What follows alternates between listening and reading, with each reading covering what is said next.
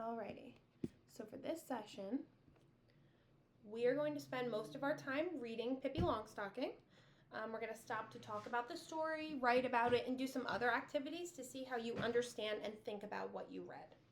So before we get into that, can you think of, even when you were little, like a funny little story that you read, like the funniest story you've ever read or heard?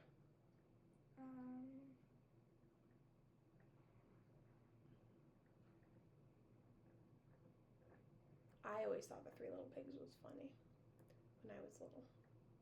I love You to the Moon and Back. That's a cute one. Yeah. Riley said she wanted to be the Three Little Pigs for Halloween. Me, her, and Stella.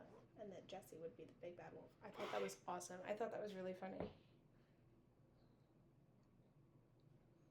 Do you have any ideas of what you want to be for Halloween? Me and Julie are doing a duo. Of what? Juliana's going to be Jack Skeleton. I'm going to be Sally. Sally. Okay. Can you think about any funny story you've read or no? The Big Bad Wolf. Okay. The Big Bad Wolf is in a couple of stories. He's in Three Little Pigs, and what's the other one he's in? He eats the grandma or something. What book is that? Little Red Riding Hood. Little Red, yeah. Have you ever watched Once Upon a Time? No. You haven't? Mm-mm. The Parent Trap? I've seen The Parent Trap. Good. That came out when I was little. You're crazy that you never seen Once Upon a Time. Which Once Upon a Time? The one with the grown-ups when they like are fairy tale characters? Yeah. Is there like a kid one or is it like a grown-up show? Because I've seen Once Upon a Time, but it was like adult actors and they were like fairy tale things. But I don't know if there's Yeah, they're adults and kids. I don't remember. I have to look. This is my bookmark. Let me see it. That's cute. I couldn't find anything. That's really cute. I like that. Okay. So, let's get into our first thing that we're doing. So we're doing a Dibbles assessment. Dibbles. I love to say that. Dibbles. I'm running out a ton of stuff over here. So I have one, you have one. So don't flip to the next page yet. Just stay here. So this is a practice passage. So essentially, the passage has some missing words, and for each blank, you're going to see 3 choices. You're going to read the passage and then circle the word that makes the most sense. You're going to have 3 minutes to do as much as you can. And then I will see what's going on. So for the practice passage, go ahead. Okay. Tom goes to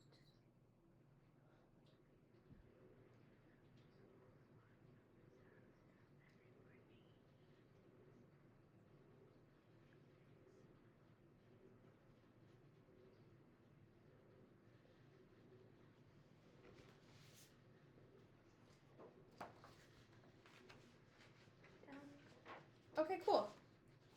So Tom goes to school far from his house.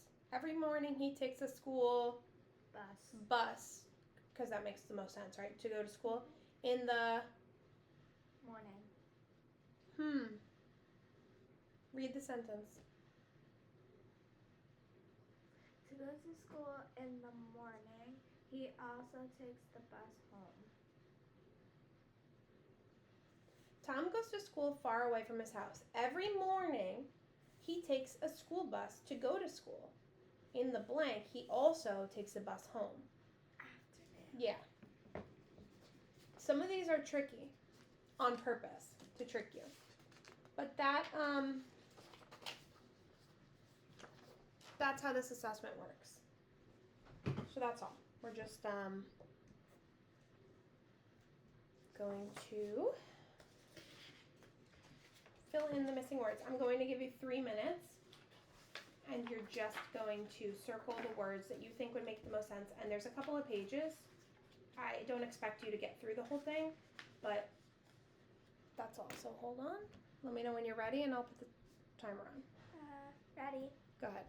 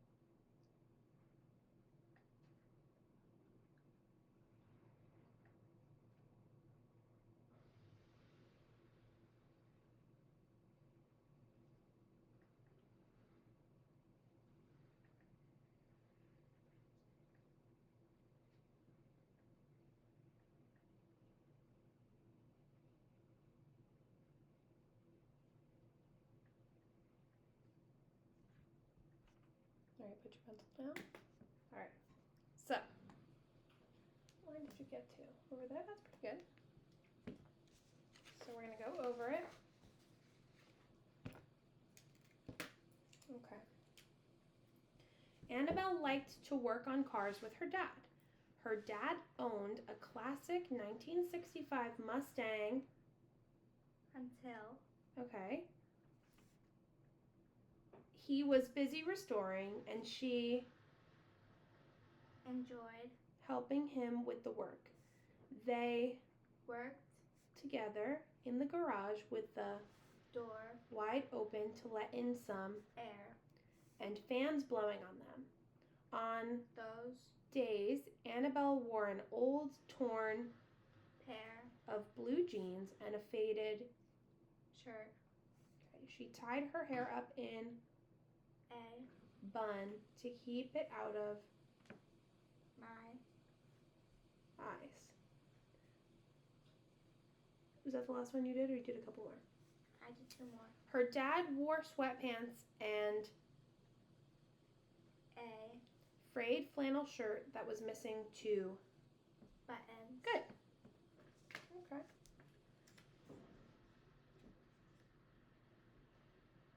Good. Pretty good. Sweet.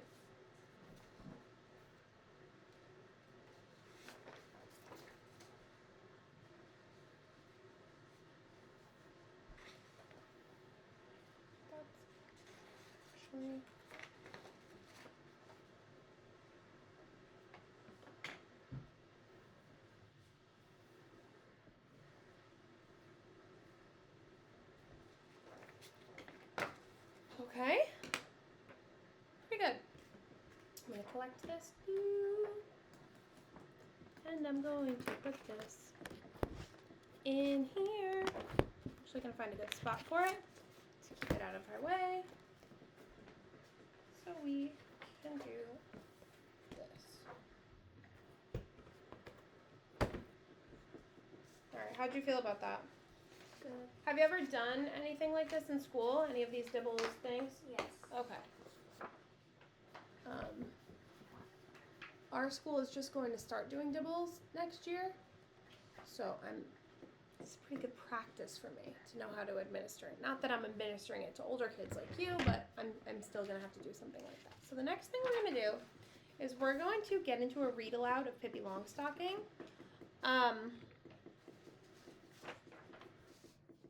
We're going to alternate reading some pages aloud between me and you. And we're going to stop to ask you about what's going on. So, let's see. Whoop. So you read up to page 14? Mm-hmm. Okay. What is this? Chapter 1 is 22 pages. Chapter 2 is chapter 3. Chapter 5, I'm missing one. Chapter 3.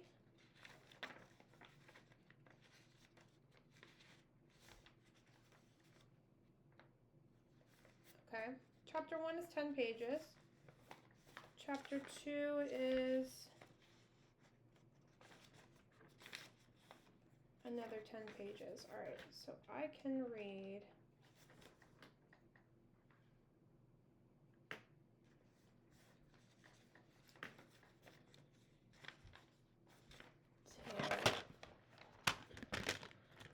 some stickies.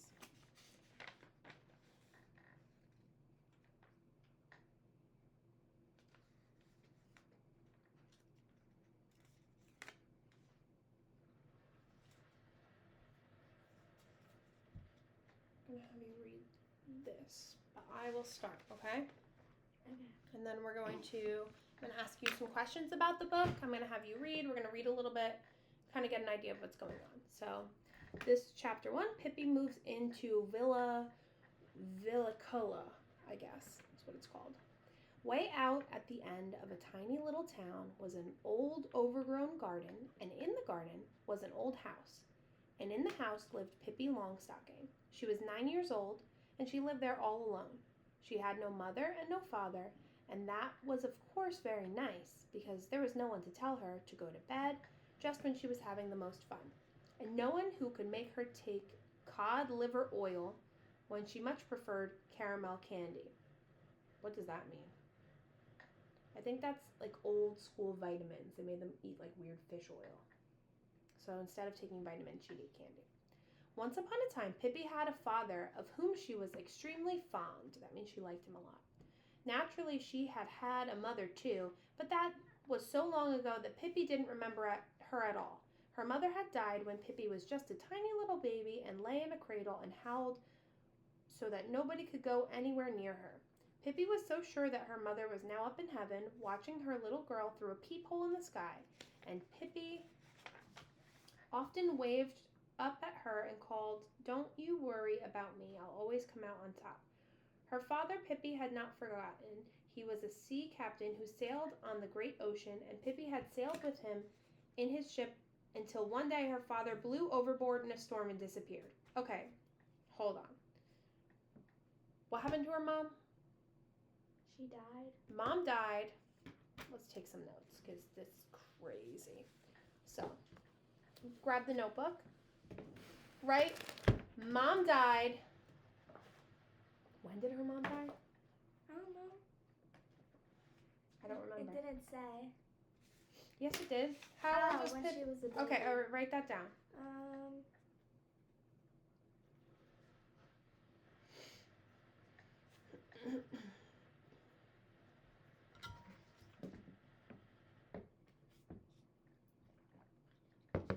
So Pippi's all alone, right? Because her mom died when she was a baby. And what happened to her dad? Her father, Pippi had not forgotten. All right, tell me when you're done. I'll read that again.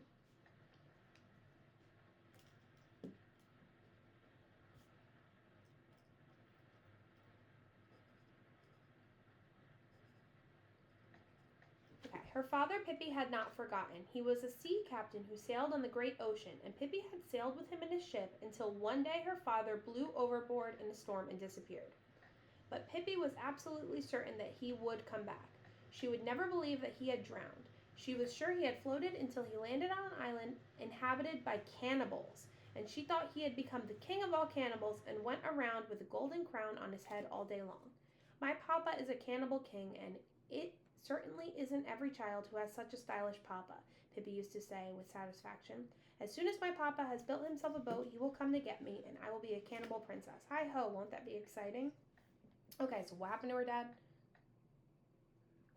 The dad disappeared. Where? On the ship. In the ocean. Yeah.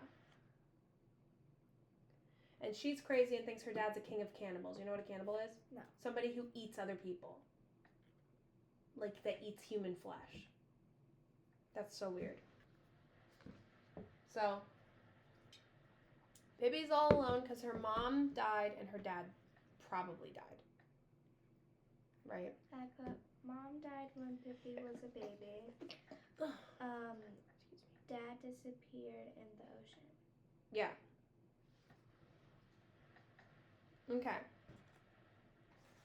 What are you on? Page 14. Okay, here's something that can help you when you're reading, because these lines get so close together, it's hard for me to read. If you, use the card or the bookmark to kind of guide you down, I want you to read this paragraph to here. Okay. So start to here and there. And I'll take notes. Her father had bought the old house in the garden many years ago. He thought he would live there with Pippi when he grew old and couldn't sail the seas any longer.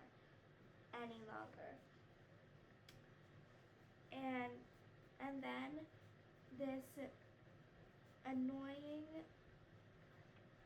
thing had to happen.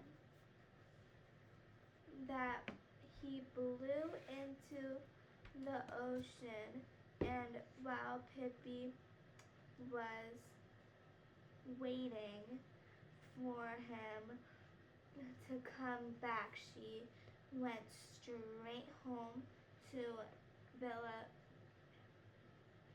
I don't know how to say that. Yeah, Villica? I guess. Villicola. Whatever. Villicola.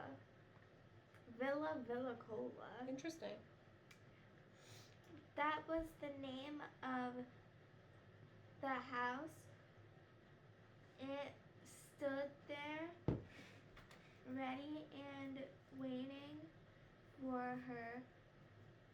One lovely summer evening, she had said goodbye to all the sailors on her father's boat. They were all so fond of Pippi. They were fond of Pippi means they thought she was cute. They liked her. Fond of Pippi. Not in like a romantic way, like in a oh, you're a cute little kid. Just to be clear. Fond of Pippi and she of them. This doesn't make sense. It's written very old, like it was written a long time ago by somebody old. Doesn't have the cool lingo that we have so now. So long, boys, she said. So long, boys, she said, and kissed each one of them.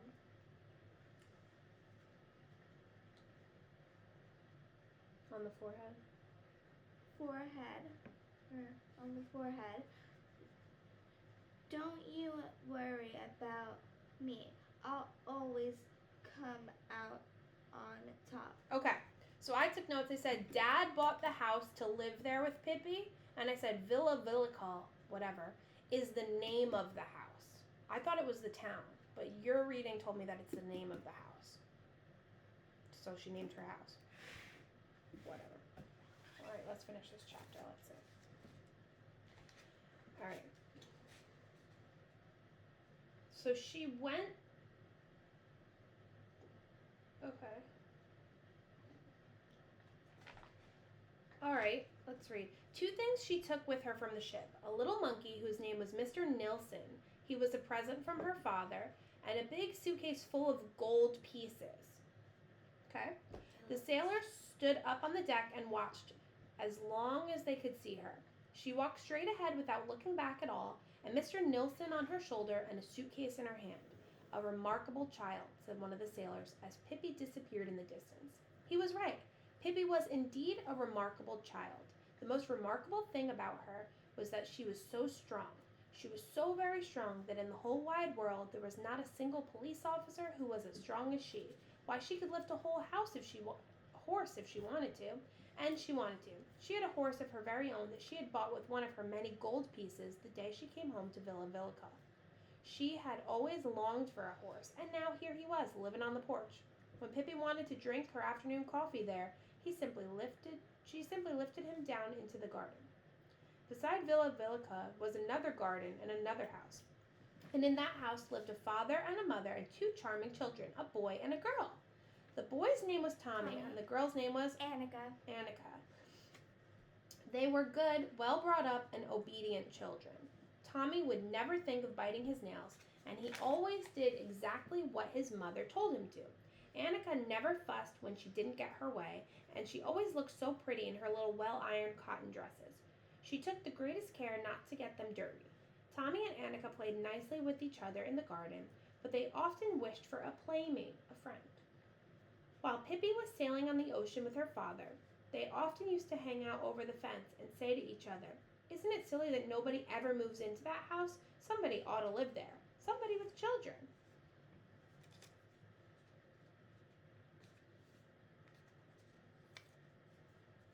Okay.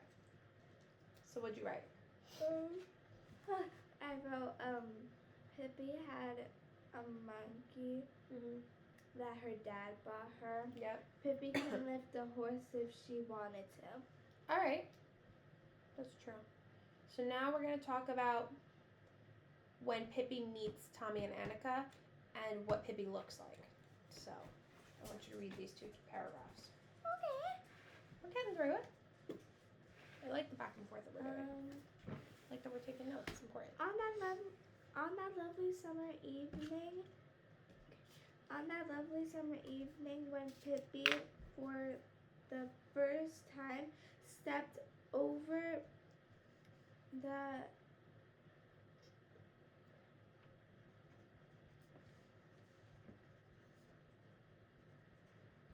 Ask if you need help. Need help. Okay, what word? That's Threshold, which is like the what? How do you? It's like the piece of floor right when you walk into the house, like the door frame. There's like a little bump. You got to step over that little bump to get in the house. You can't just like walk in the house. That's the threshold. So like you step over the threshold to get in the house. That makes more sense. Yeah. For the first time over the threshold of Villa Villica, Tommy and Annika were not at home. They had gone to visit their grandmother for a week, and so they had no idea anybody had moved into the house next door. On the first day after they came home again, they stood by the gate looking out into the street. And even then, they didn't know that there actually was a playmate so near. Just as they were standing there, a considering what they should do and wondering whether anything exciting was likely to happen or whether it was going to be one of those dull days. When they couldn't think of anything to play just then, the gate of Villa Villica opened and a little girl stepped out. She was the most remarkable girl Tommy and Annika had ever seen. She was Miss Pippi Longstocking. What a ridiculous name. I know. Who names their kid Pippi? I love it. So awesome. So weird. Out for her morning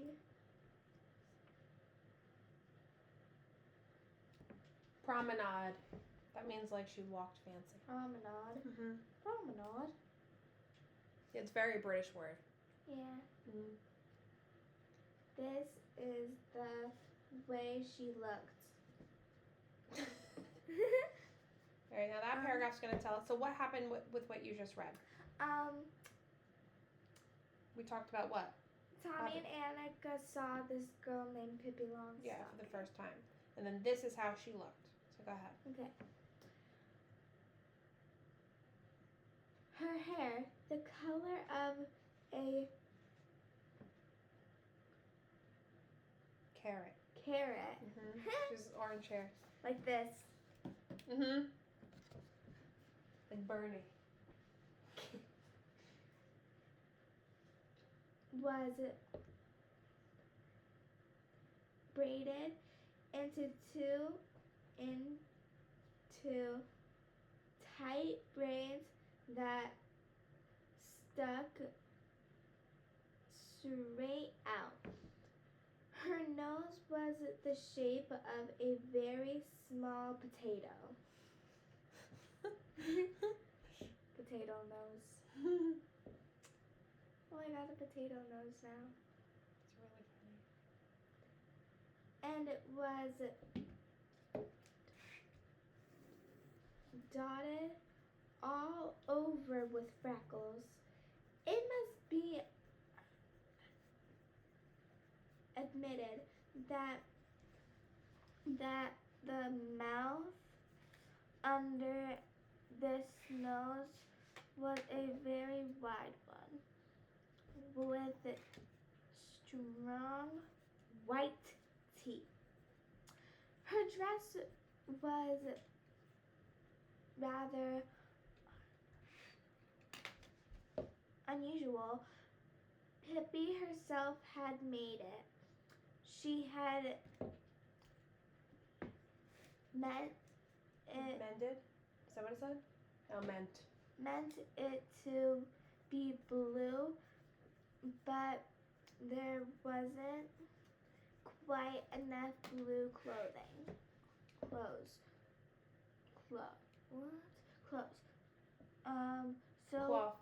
Cloth. So Pippi had sewed little red pieces on it, here and there. On her long, thin legs, she wore a pair of long stockings. No duh.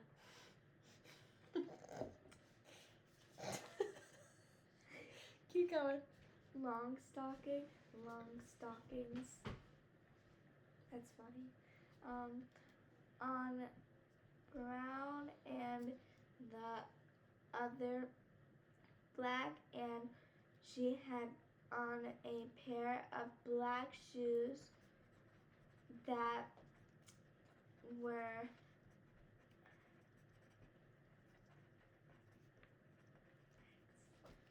exactly twice as long as her feet.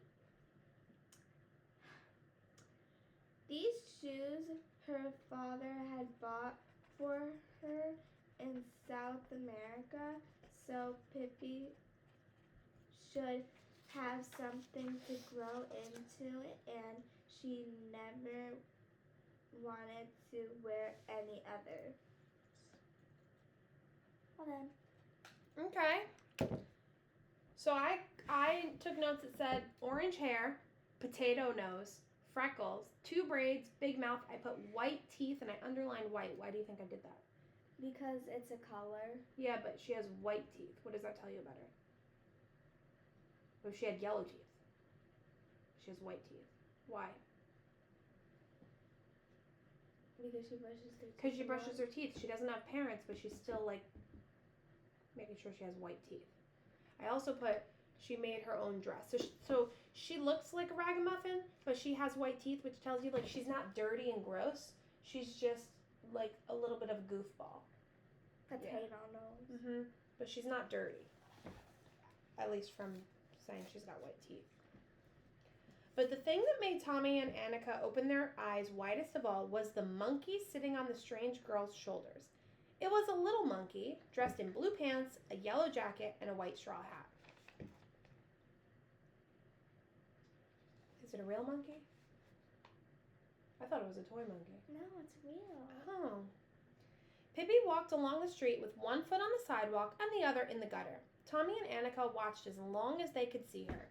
In a little while she came back, and now she was walking backward. That was because she didn't want to turn around to get home. When she reached Tommy and Annika's gate, she stopped. The children looked at each other in silence. At last Tommy spoke. "Why did you walk backward?"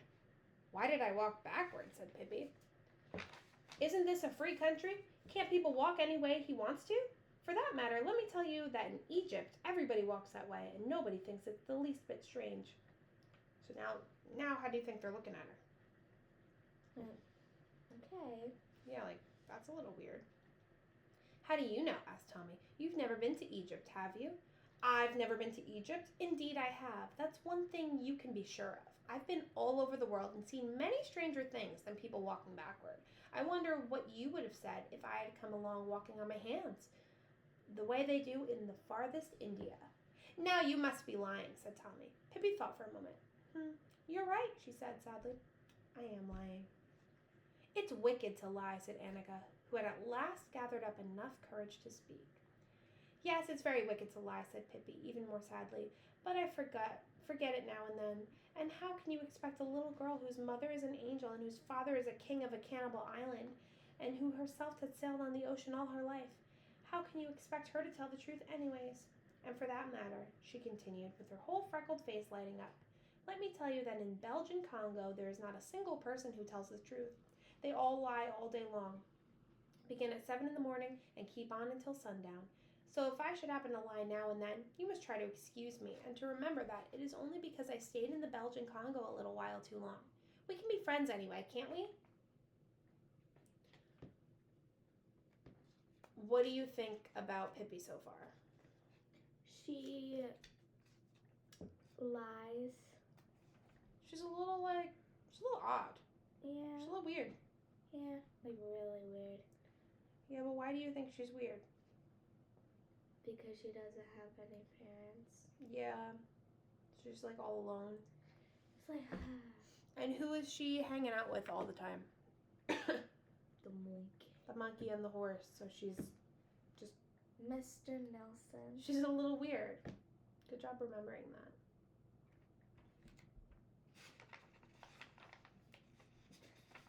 Okay. My black shoes that are twice the size of my feet. That's Read funny. this part.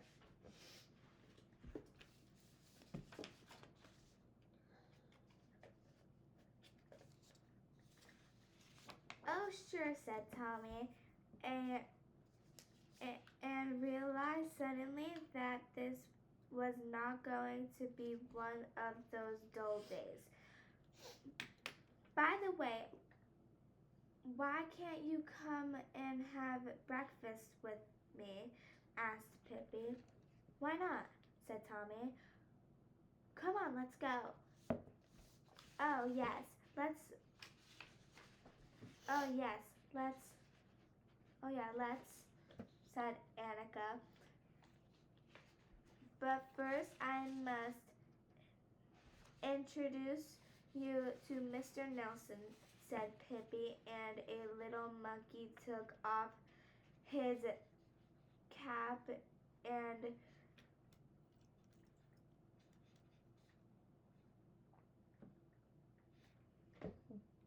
Bowed bowed politely. Then they went in through Villa Villica's tumble down. I don't know what that is. I don't know either. Tumble down garden gate along the gravel path bordered. Excuse me. Oh, thank you. Bordered with old moss-covered trees, really good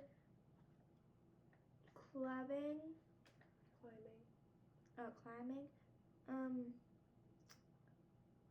Trees that they seemed to be up to the house and on to the porch. There stood the horse munching oats out of a soup bowl. So right now, what happened so far? Okay, hold on.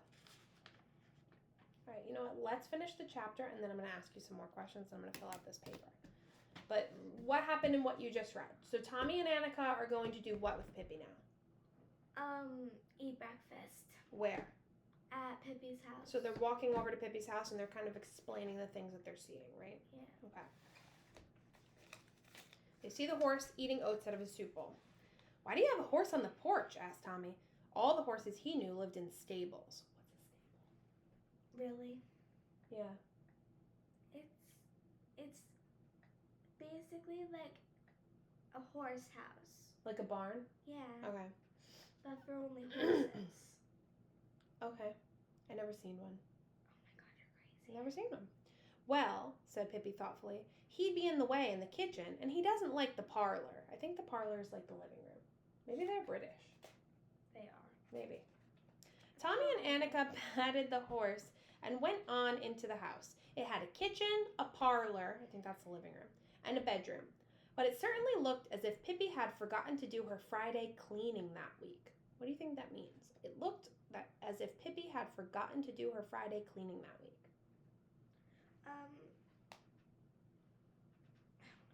The house is probably a mess.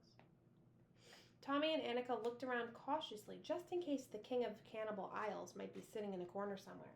They had never seen a cannibal king in all their lives, but there was no father to be seen, nor any mother either. Annika asked anxiously, "Do you live here all alone?" "Of course not," said Pippi. "Mr. Nilsson and the horse live here too." "Yes, but I mean, don't you have any mother or father here?" "No, not the least bit tiny of one," said Pippi.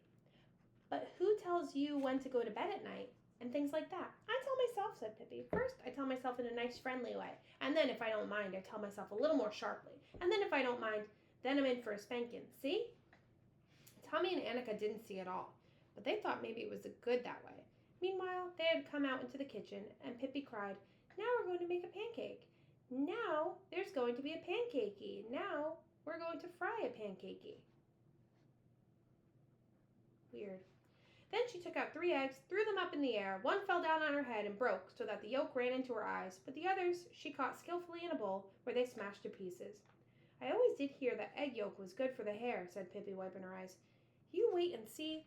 Mine will soon begin to grow fast as it crackles." As a matter of fact, in Brazil, all the people go about with eggs in their hair, and there are no bald-headed people. Only once was there a man who was foolish that he ate eggs instead of rubbing them on his hair. He became completely bald-headed, and when he showed himself on the street, there was a riot that the police radio were called out. She kind of makes no sense when she talks, right? Yeah. It's so confusing. She's a little odd.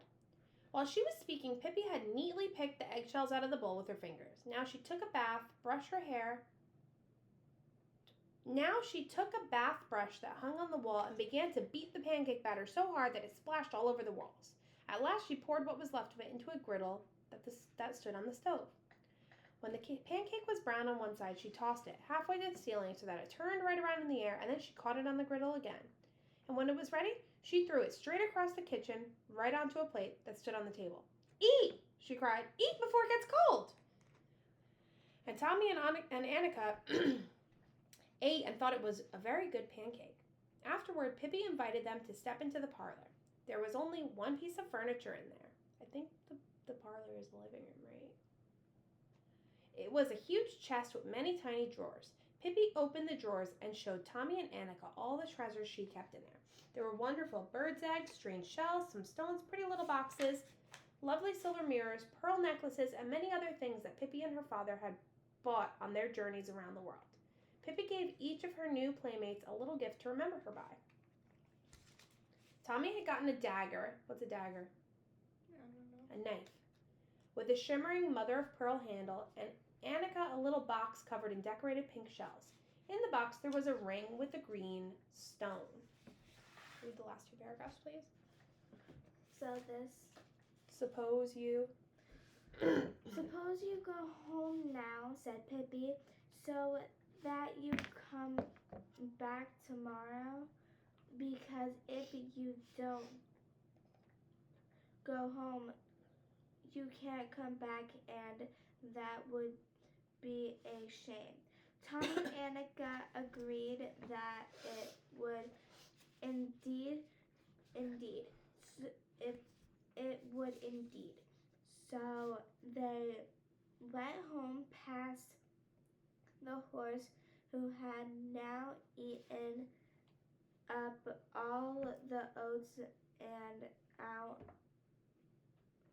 through the gate of Villa Villica.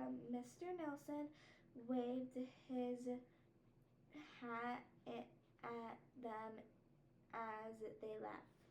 All right, put the bookmark in. Close the book. That was wild. That was a crazy first chapter. Yep. Crazy. Confusing. I think the author is British. Yeah, definitely. Because some of the words that they use. Let me see what year the book was made. That's a really good thing to do too. If you're kind of, confused about that kind of stuff. Let's see, 1950. Dang. That's older than Grandma. It is. So, maybe that's just how they talked a long time ago. I don't know. Either that or they're British.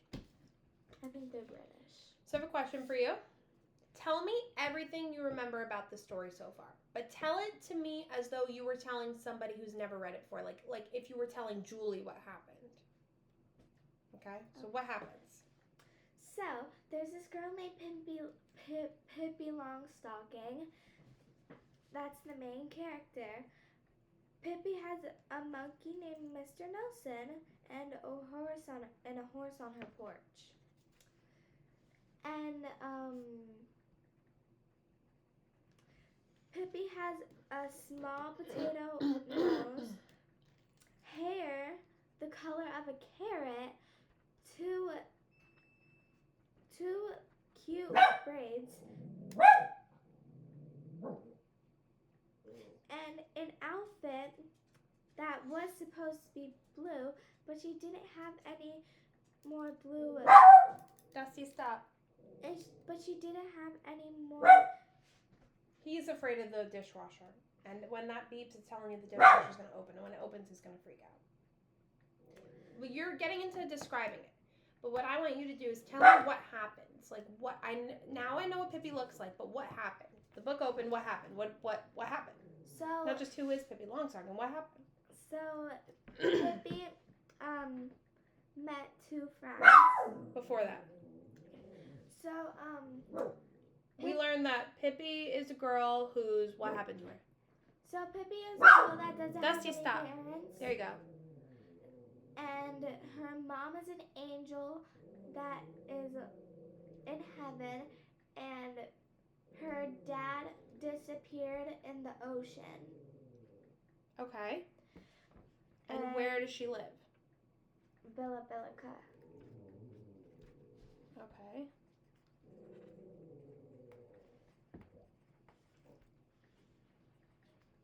And what is that?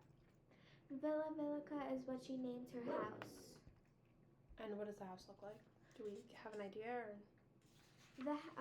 The house looks like it has pink curtains on the outside.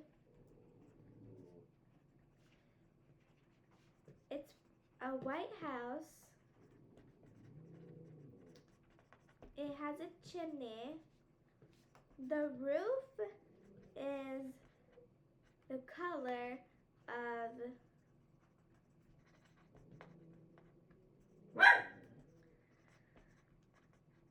a brown crayon, or like a light brown crayon. And you said that what's the problem here in the story so far? What do you think the problem is? The main issue? The main issue is that Pippi doesn't have any parents, and she's waiting for her dad to come home. Yeah. So. And then she's all alone, right? Mm-hmm. What do you think a solution to the problem could be? Like she's or that we've seen. She's all alone, and then what happens? And then, since she was all alone until she met two friends, and their names were Tommy and Annika. Tommy and Annika were trying to find a playmate, and then they found Pippi. Okay, and then we don't know the ending or the resolution yet, but that's pretty good. Pretty good. All right, I'm pretty happy with that. Okay, so we're gonna move on to something else just to get you out of reading. We've been reading for almost an hour.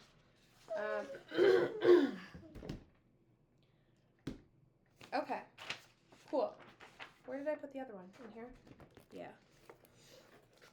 I put this one in here. Now we're gonna move on to our next thing. Is something a little different. This is called Index of Reading Awareness. It's a bunch of questions. Okay. So it's like a multiple choice question. Here, it's gonna ask you about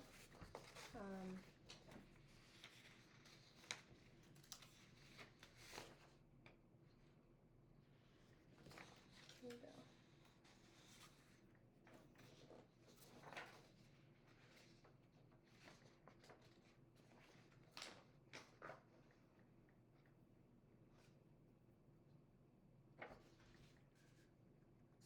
So I'm going to give you this too, and then we're going to score it together. Here. So we're going to start right here with number 1. I'm going to ask you the question. You're going to tell me your answer, okay?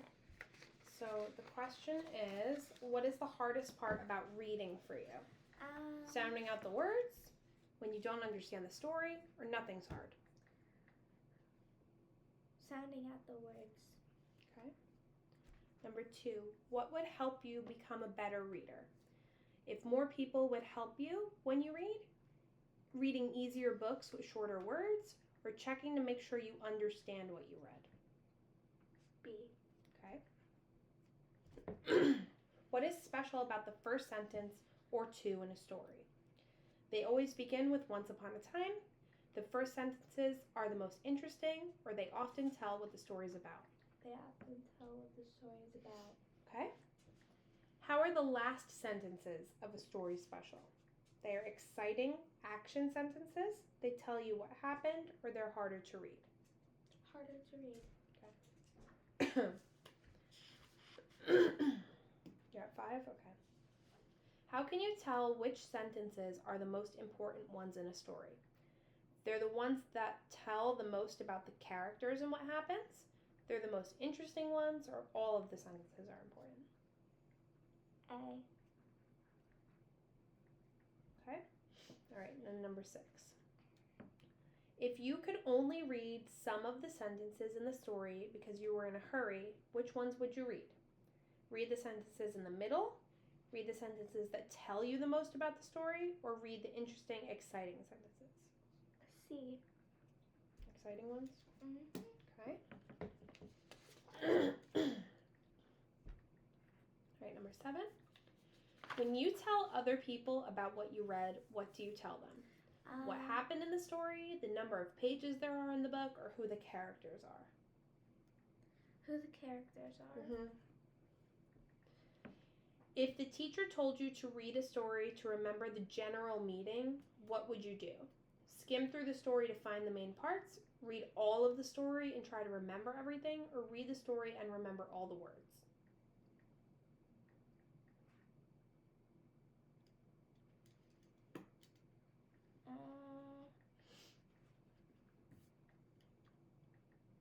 Do you want me to read it again? Mm-hmm. So if the teacher told you to read a story to remember the general meaning, the main idea, how would you do that? Would you skim through the story to find the main parts? Would you read all of the story and try to remember everything? Or would you read the story and remember all the words? B. Okay. Before you start to read, what kind of plans do you make to help you read better? You don't make any plans, you just start reading? You choose a comfortable place to sit, or you think about why you're reading? B. Okay. If you had to read very fast and could only read some words, which ones would you try to read? Would you read the new vocabulary words because they're important? Would you read the words that you could pronounce, that you could understand? Or would you read the words that tell the most about the story? C. Okay. What things do you read faster than others? Books that are easier to read when you've read the story before, or books that have lots of pictures? Books that have lots of pictures. Okay. Why do you go back and read things over again? Because it's good practice, because you didn't understand it, or because you forgot some of the words? A. What do you do if you come to, this is 13, what do you do if you come to a word and you don't know what it means? Do you use the words around it to figure it out, like context clues? Do you ask, or do you go on to the next word and skip it? A. Okay. What do you do if you don't know what a whole sentence means? Read it again, sound out all the words, or think about the sentences in the paragraph. Think about the sentences in the paragraph. Context clues. What parts of the story do you skip as you read? The hard words and the parts that you don't understand? The unimportant parts that don't mean anything? You or you never never skip. Okay. If you're reading a story for fun, what would you do? Look at the pictures to get the meaning, read the story as fast as you can, or imagine the story like a movie in your mind? C. Okay.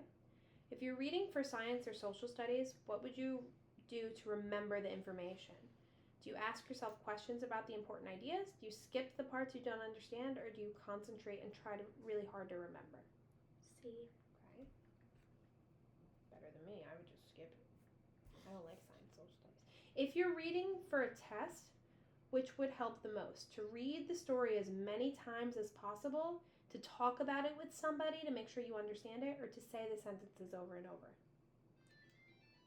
Say the sentences over and over. I Hold on. hate science. Me too. Sucks. I like I English. love social studies. Me too. If you're reading a library book to write a report, like we're doing with Pippi Longstocking, what would help you the most? To sound out the words you don't know, to write it down in your own words, or to skip the parts you don't understand? Sound out the words. Okay. Which of these is the best way to remember a story? To say every word over and over again? To think about remembering it, or to write it down in your own words? Write it down in my own words. Cool. Sweet. Okay.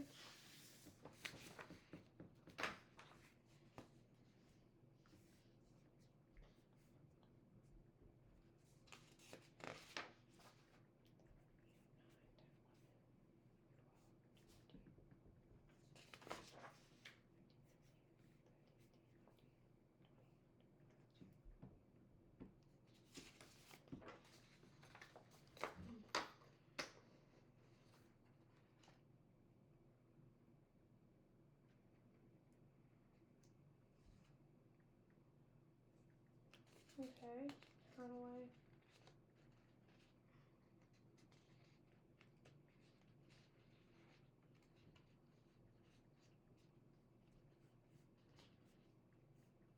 One, two, three, four, five.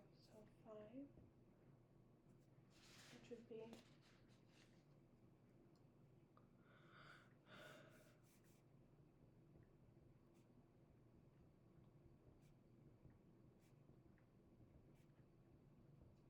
okay. What about planning? Is 1, 2, 3, 4, 5, 6. 6, which is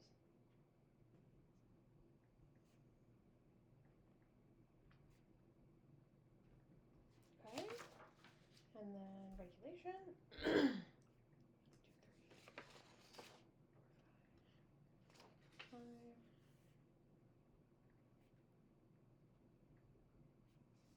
What did I write here?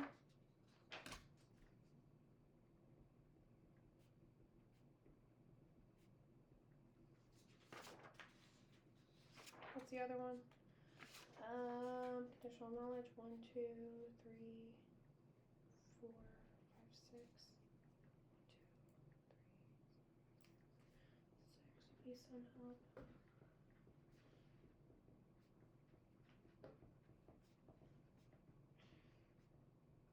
Cool. Okay, I'll take a note here, and I'm going to say refer to. Oh, this is the wrong thing. I'm going to say refer to the test results. Okay. Cool. Cool beans. Nice. Write your name on this so I know it's for you. Okay. How much time we got? About an hour. Oh my god. I know. We've been reading a lot, but I'm getting tortured. with reading? Yeah. Is that your least favorite thing that we've done so far? Yep.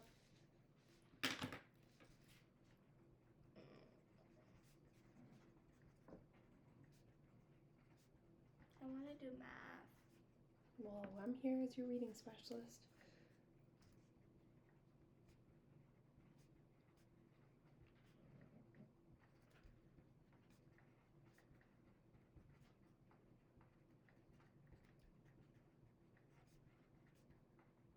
Okay. So I am gonna have you write something, but before we do that, we have a decent amount of stuff left to do.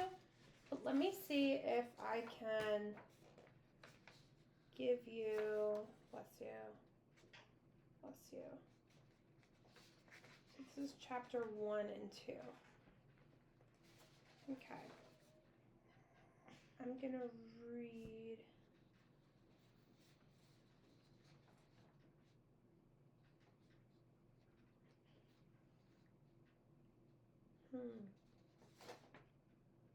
I wonder what the girls are doing.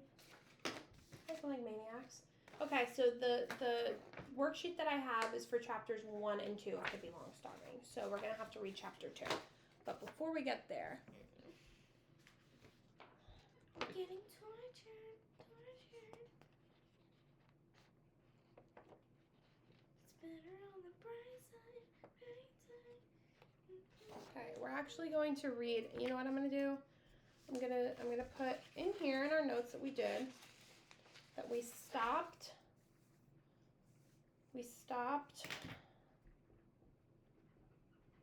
at chapter 2.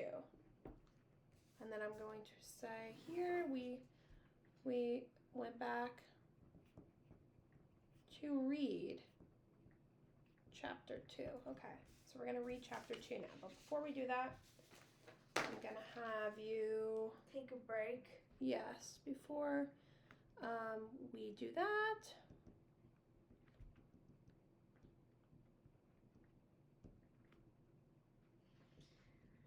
I want you to draw Pippi Longstocking. What? You got a good idea of what she looks like. Why don't you just draw her? I don't know how to draw a potato nose. Figure it out. Okay. Color it into. I have to go to the bathroom. Okay. Just take your time. We got an hour done. Halfway done. Halfway done.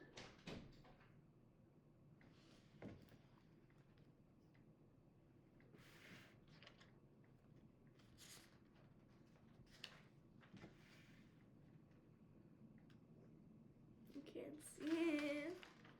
Oh no. I can't see. Okay.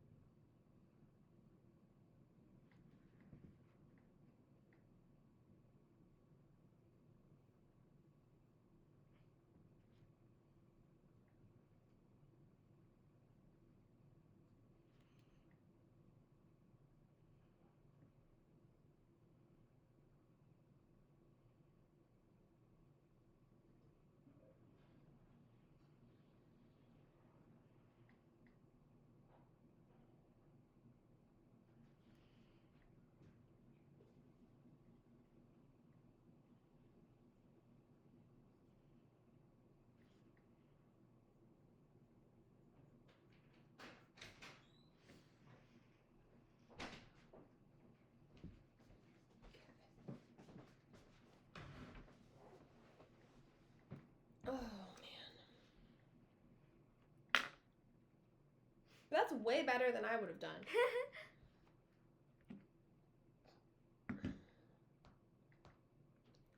We are currently at an hour and 2 minutes. We're doing pretty good. Doing pretty good with our timing here. I'm proud of us. Oh my god.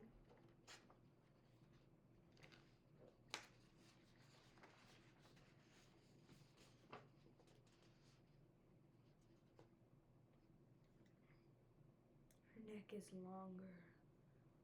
Now, like a giraffe.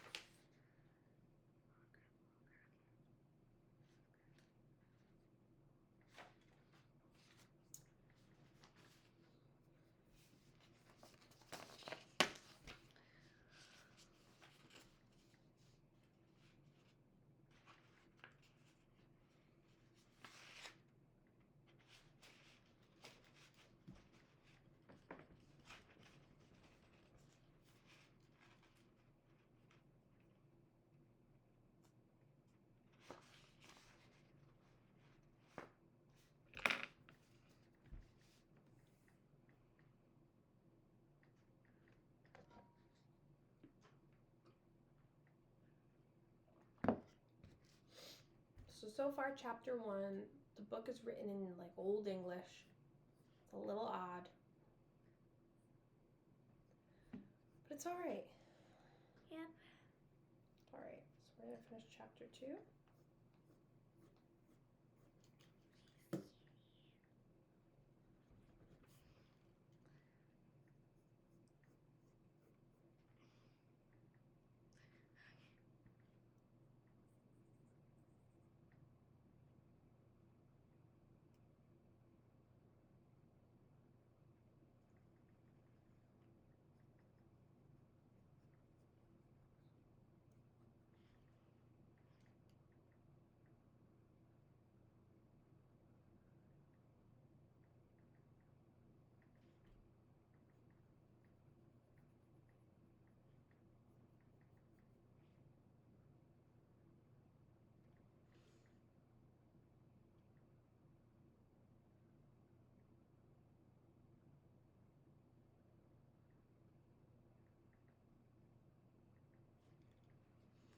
This looks so bad.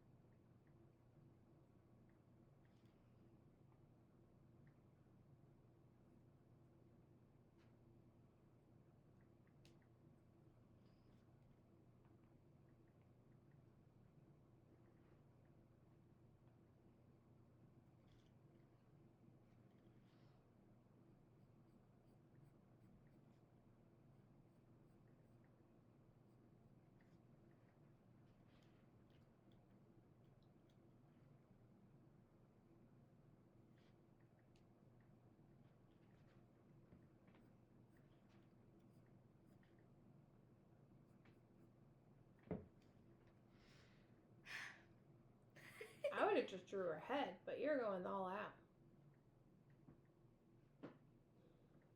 Yeah.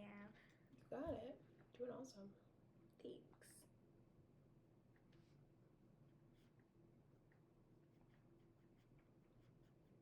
I'm just eyeballing this. You got it.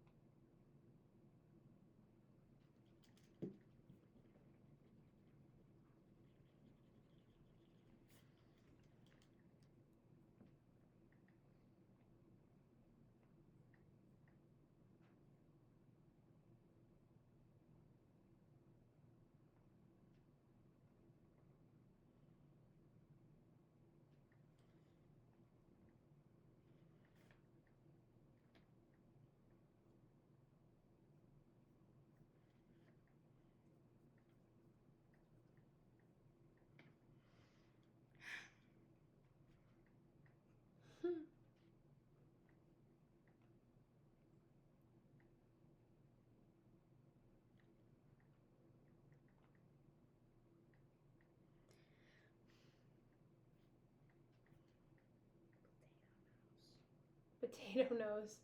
That's funny.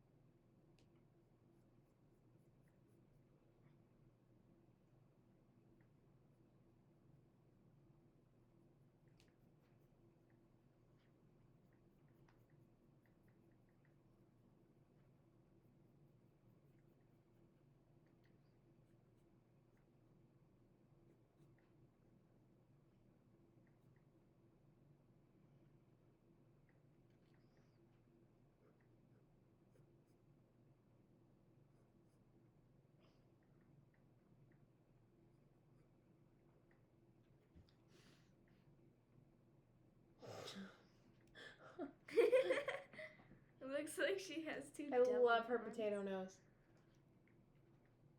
It's a potato nose. I love it. It's awesome. That's what I'm saying. It's cool. It's weird. Awesome.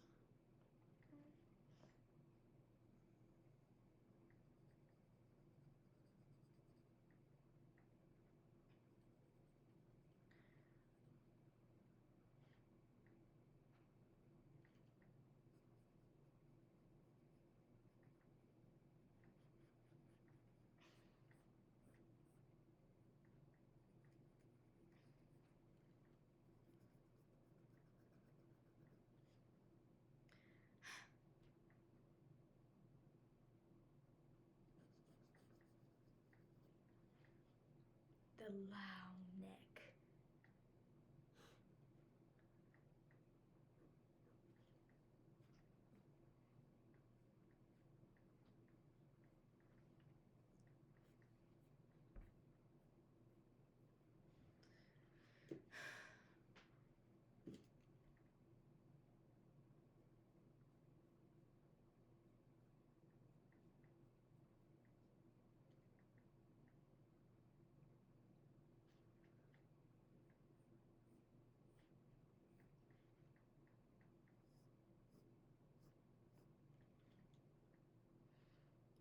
Okay. Good? For now? No. You want to keep going? Yep. You can keep going. I'm gonna keep If going. you remember what she looks like, Well, I got the picture right here. go for it. Anything to procrastinate you from reading. I never After want this- to read again. After this, we're going to read chapter 2. We're going to finish chapter 2. They're only 10 pages. It's pretty quick. And it's easier with me going back and forth with you, right? Mm-hmm. Just making you read a little bit. It's helping you get a good concept of the book. Then we're going to write about it. Then I'm going to ask you verbatim questions.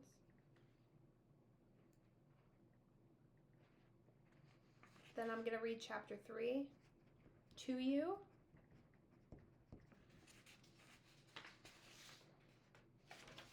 And ask you specific questions. And then we're going to do that stuff. Cool.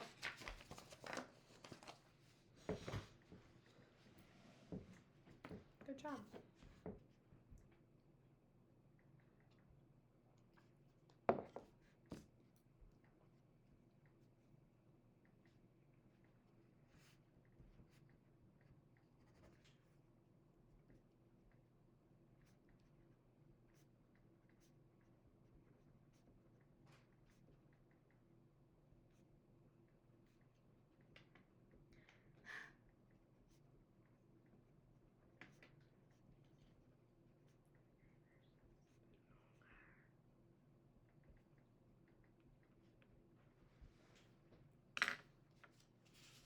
Good?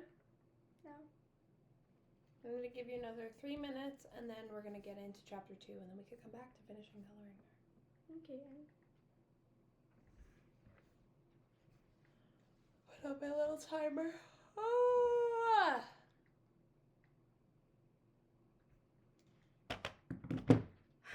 Timer going.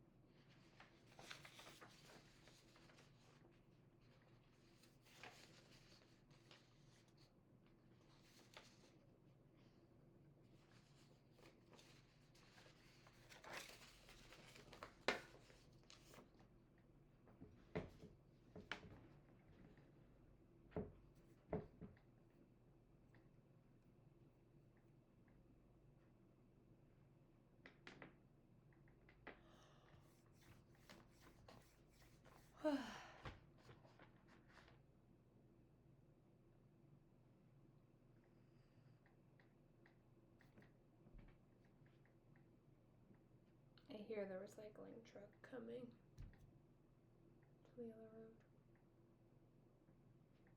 Gotta rotate my wardrobe out for going back to school. Do you have your back to school clothes picked out yet? You got some for your birthday, right? Yeah. I Got got like a ton of jeans. clothes. Too many jeans to even count. I got like 20. Those But little flags. the thing is, I picked 18 out myself. All right, let's move your thing to the side. We're going to come back to it. Just move to the side. Let's have Pippi Longstocking. We're going to get into chapter 2.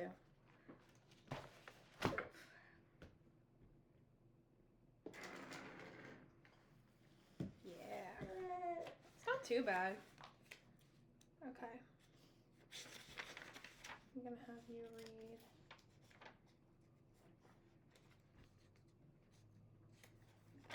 Okay. Annika, this is called chapter 2. Pippi is a thing finder and gets into a fight. Okay. I love thing finder. Annika woke up early the next morning. She jumped out of bed and ran over to Tommy. "Wake up, Tommy," she cried, pulling him by the arm. "Wake up and let's go see that funny girl with the big shoes." Tommy was wide awake in an instant. "I knew even while I was sleeping that something exciting was going to happen today, but I didn't remember what it was," he said as he yanked off his pajama jacket. Off they went to the bathroom, washed themselves and brushed their teeth much faster than usual, had their clothes on in a twinkling, and a whole hour before their mother expected them came sliding down the banister and landed at the breakfast table. Down they sat and announced that they wanted their hot chocolate right off that very moment. Okay. "What's going to happen today that you're in such a hurry?" asked their mother. "We're going to see that new girl next door," said Tommy. "We may stay all day." That morning, Pippi was busy making pepparpicor, I guess. That's a kind of Swedish cookie. She made an enormous amount of dough and rolled it out on the kitchen floor. Ew. Right? "Because," said Pippi, what earthly use is a baking board when one plans to make at least 500 cookies?" As there she lay on the floor, cutting out cookie hearts for dear life. "Stop climbing around in the dough, Mr. Nielsen," she said crossly just as the doorbell rang. Pippi ran and opened the door. She was white as a miller from top to toe. When she shook hands heartily with Tommy and Annika, a whole cloud of flour blew over them. "So nice you called," she said, and shook her apron so there came another cloud of flour. Do you see how I'm stumbling across the words too? It's because it's written a little funny. It's written in Old English. Yeah, it's kind of confusing to read, so it's okay to stumble across your words as long as you're getting the gist of it. Tommy and Annika got so much flour in their throats that they could not help but cough. "What are you doing?" asked Tommy. "Well, if I say that I'm sweeping the chimney, you won't believe me. You're so clever," said Pippi. "Fact is, I'm baking, but I'll soon be done. You can sit on the wood box for a while." Pippi could work fast. She could. Tommy and Annika sat there and watched how she went through the dough, how she threw the cookies onto the cookie pans and swung the pans into the oven. They thought it was good as a circus.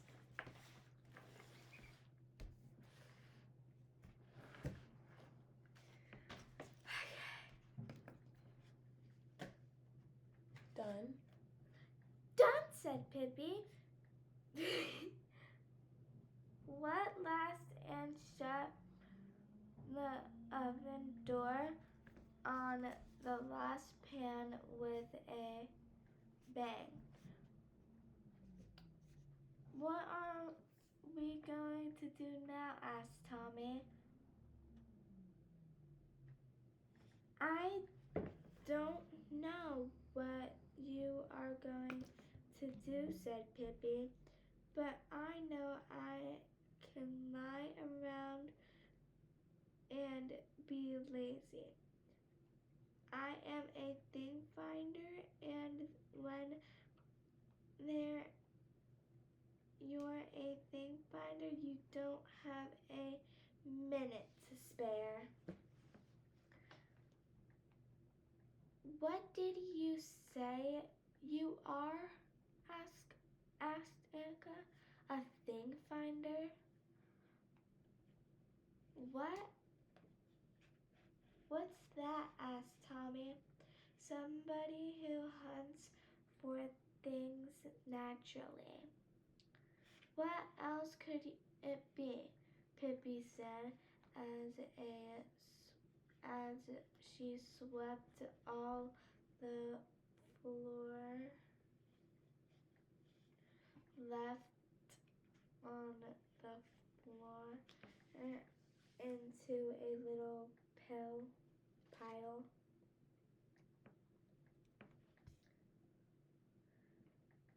The whole world is full of things, and somebody has to look for them, and and and and that's just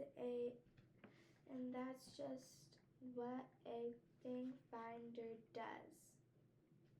She finished. What kind of things? Asked Annika. Feathers, dead rats, candy,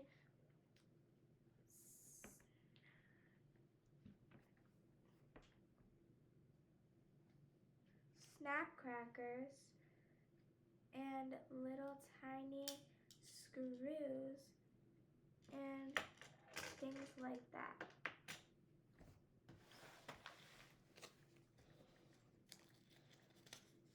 So what's going on? Pippi is telling Tommy and Annika what a thing finder is. And what's a thing finder? A thing finder is a person who finds random things. Yeah. Tommy and Annika thought it sounded as if it would be fun and wanted very much to be thing finders too. Although Tommy did say he'd hoped he'd find a lump of gold and not a tiny little screw. We shall see what we shall see, said Pippi. One always finds something, but we've got to hurry up and get going so that the other thing finders don't pick up all the lumps of gold around here before we get to them. All three thing finders now set out. So all three of them went to go look for stuff.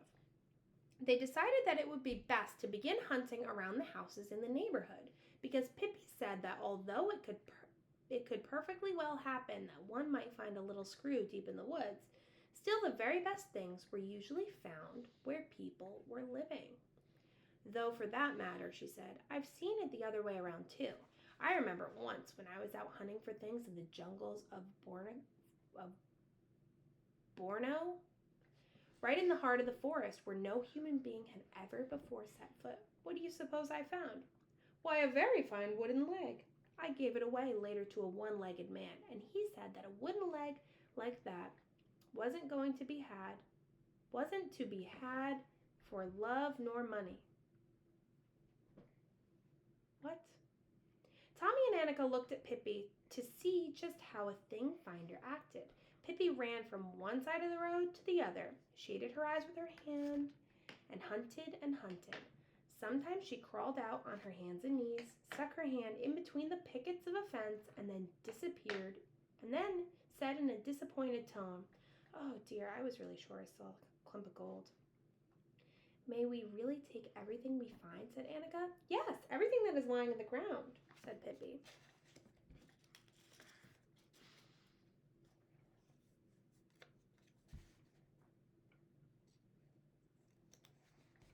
We have 1, 2, 3, 4, 5, 6, 7 more pages. Oh my god. And then we're on chapter 3. Read this. Look what they're going to try to grab. It's awesome. Put your hand on this part. Go ahead. Presently, they came to an old man lying asleep on the lawn outside his cottage. I already knew that. There, said Pippi. That old man is laying on the ground and we have found him. Well, take him. Wait. we'll take him. We'll take him. Tommy and Annika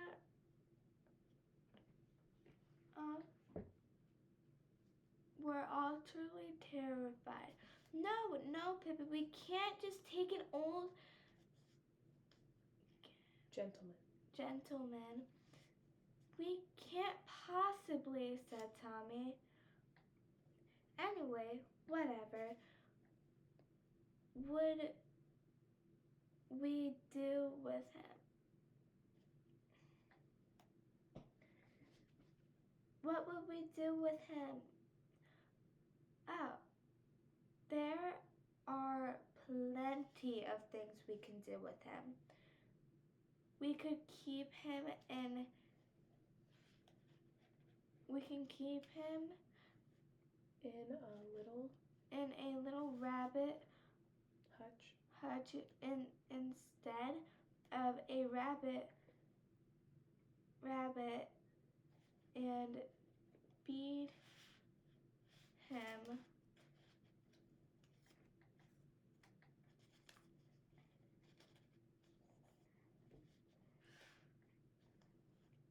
and feed him on dandelions.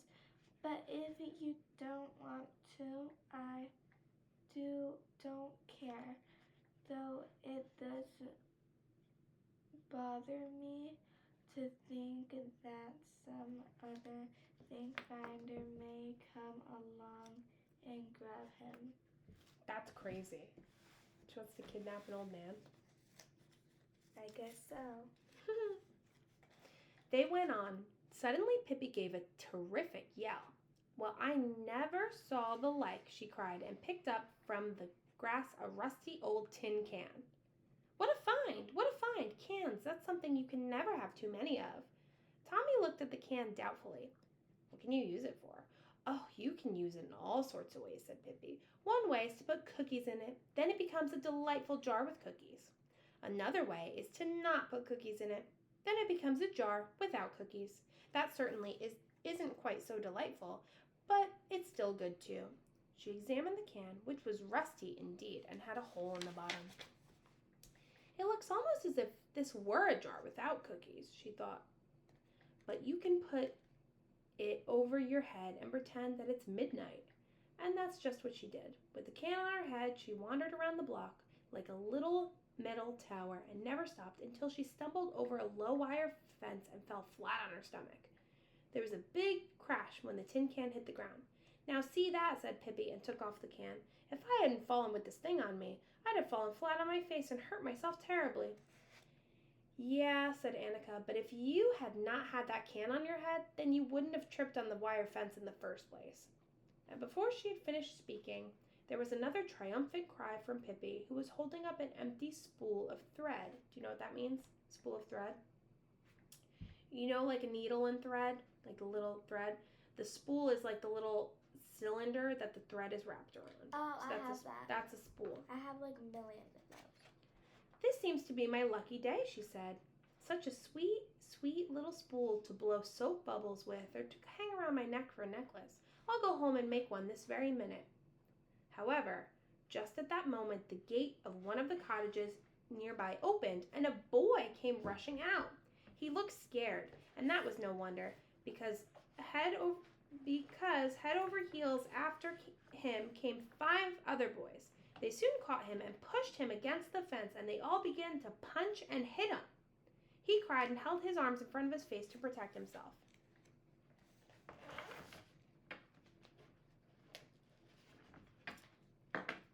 Okay.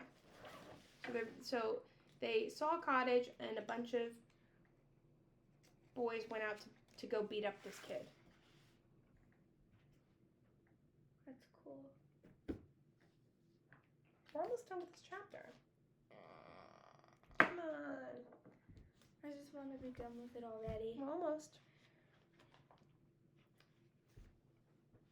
Give it to him. Give it to him.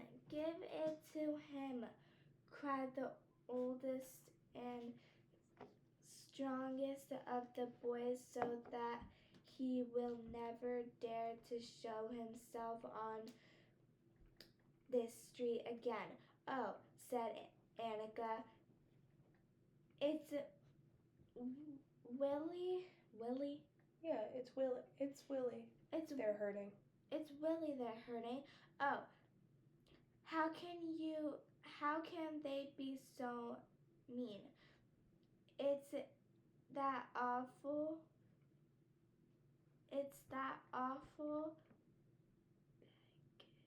Baggett. He's always in a fight, said Tommy. said Tommy. And 5 against 1. What cowards? Pippi went up to the boys and began on the back of her forefinger. Hello there, she said. What's the idea? Are you trying to make hush out of little Willie with all 5 of you jumping on him at once? So what are they doing? Pippi walked up to the boys and said, "Stop jumping on him, all of you." I don't know. Okay, so Pippi went over to the boys who were beating up the other kid, to Willie, right? Mm-hmm. One kid turned around and saw a little girl he had never seen before, a wild-looking little stranger who dared to touch him. For a while he stood and gaped at her in astonishment. Then a broad grin spread over his face. "Boys," he said, "boys, let Willie alone and take a look at this girl. What a babe." What does that mean? What? What do you think that means? Were you listening or no? Yeah, it was. "Boys, leave Willie alone and take a look at this girl. What a babe." He slapped his knees and laughed, and then instantly they all flocked around Pippi, all except Willie, who wiped his tears away and walked cautiously over to stand beside Tommy.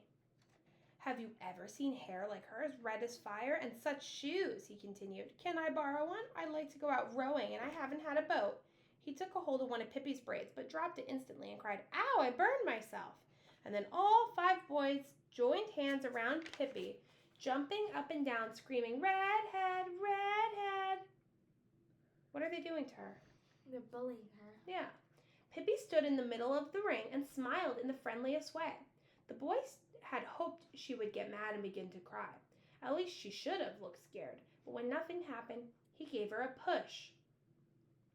"I don't think you have a very nice way with ladies," said Pippi, and she lifted him in her strong arms high in the air and carried him to a birch tree and hung him over a branch. And then she took the next boy and hung him over another branch. And the next one she sat on the gate post outside a cottage, and the next she threw right over a fence so that he landed in a flower bed.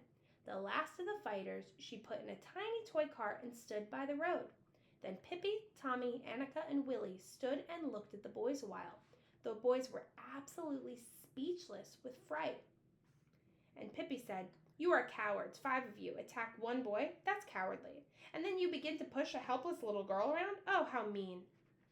"Come now, we'll go home," she said to Tommy and Annika, and to Willie. "If they try to hurt you again, you come and tell me." And to the biggest kid, who sat up in the tree and didn't care to stir, she said, Is there anything else you have to say about my hair or my shoes? If so, you better say it now before I go home." But the boy had nothing more to say about Pippi's shoes or about her hair either. So Pippi took her can in one hand and her spool in the other and went away, followed by Tommy and Annika.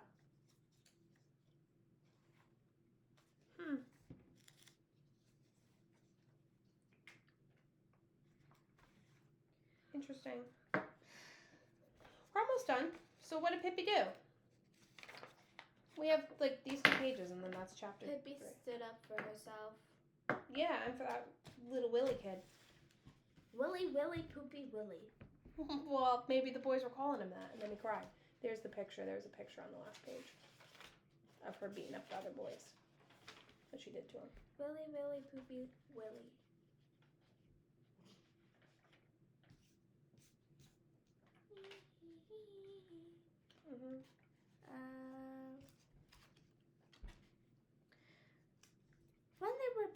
home in Pippi's garden, Pippi said, "Dear me, how awful. Here I found two beautiful things, and you didn't get anything. You must hunt a little more, Tommy. Why don't you look in the old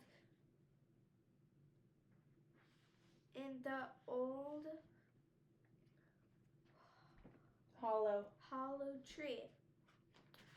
Old trees are usually about the best place of all for thing finders."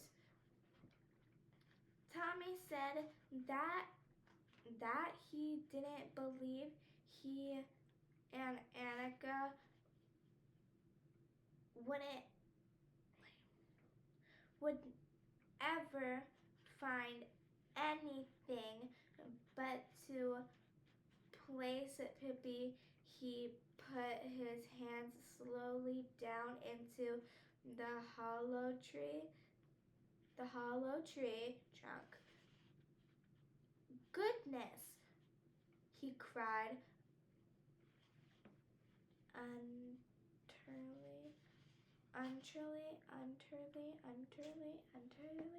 Utterly amused. Utterly amused, and pulled out his hand.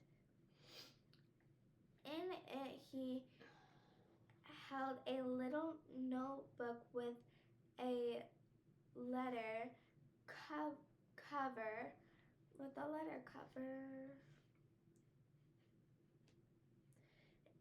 In a special loop there was a little silver pencil. Okay.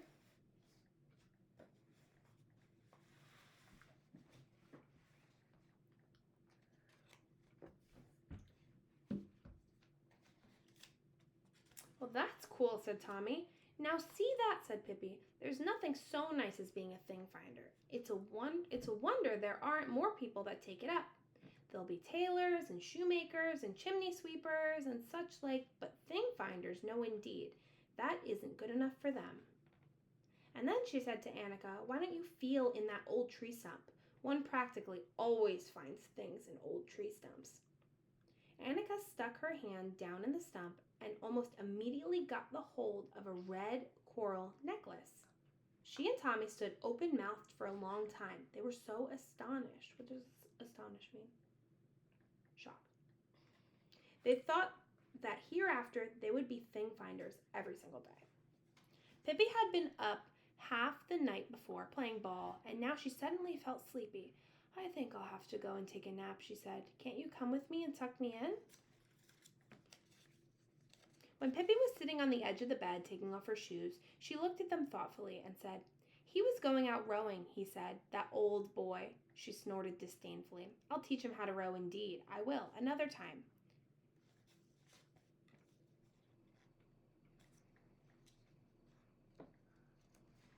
Last one I'm going to make you read. This is the last thing Yeah? I have to read. Yep. Thank goodness.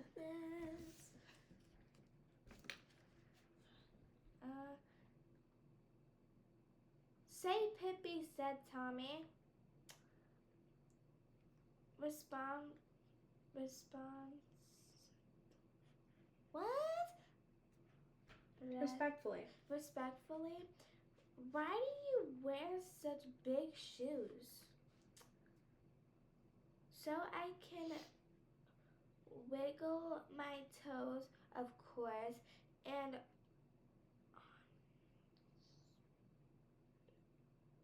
onward." Then she crept into bed. She always slept with her feet on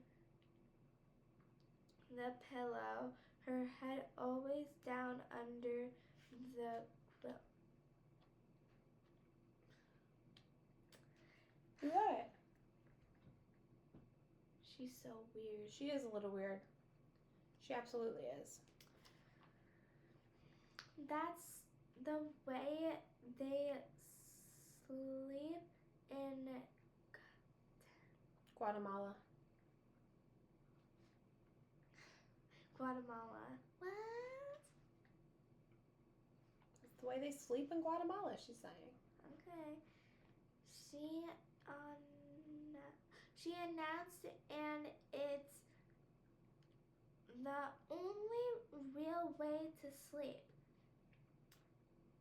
See, like this. See, like this.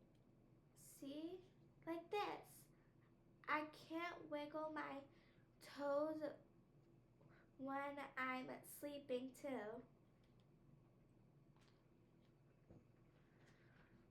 Can you go to sleep without a Labubu? no Lullaby? lullaby? She went on. I always have to sing myself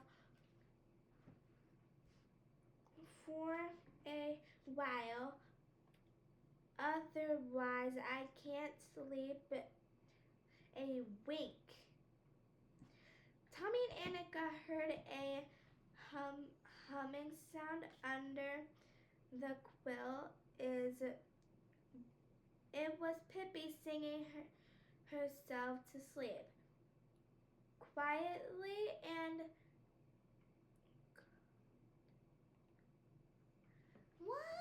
what's that word? Cautiously.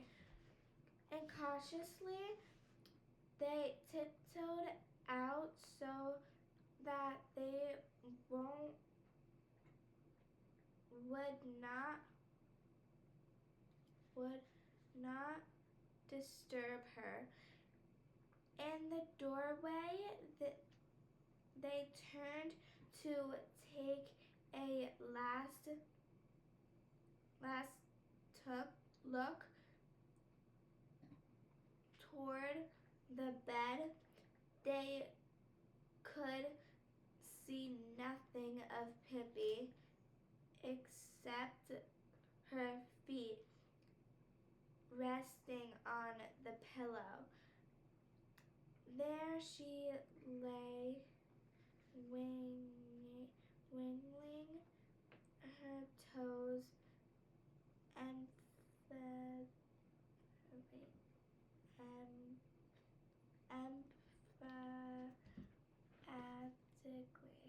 Emphatically. Okay.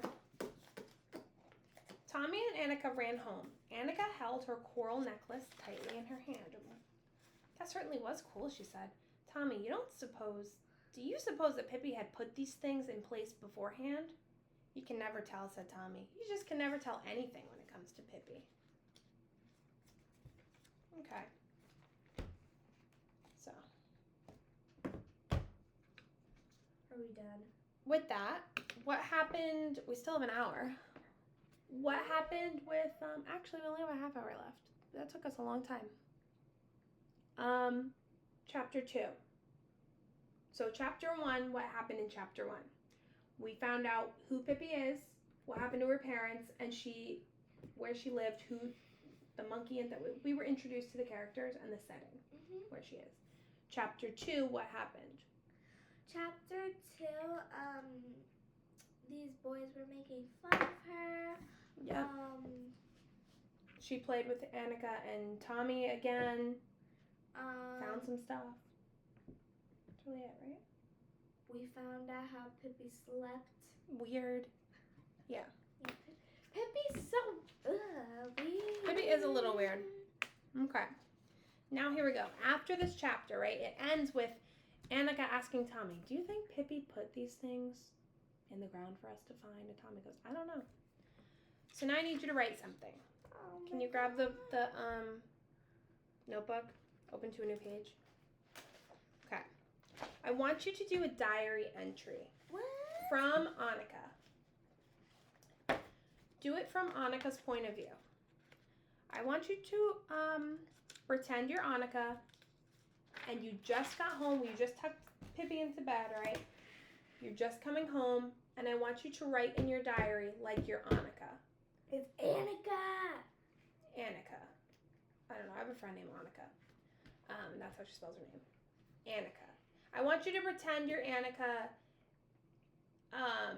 and you're writing a diary entry about what happened to you today. So remember, Pippi beat up those boys. You found a red coral necklace. You tucked Pippi in. You think she's a little odd. I just want you to write a quick diary entry as if you were Annika, and I am grading it. So that's what I want you to do.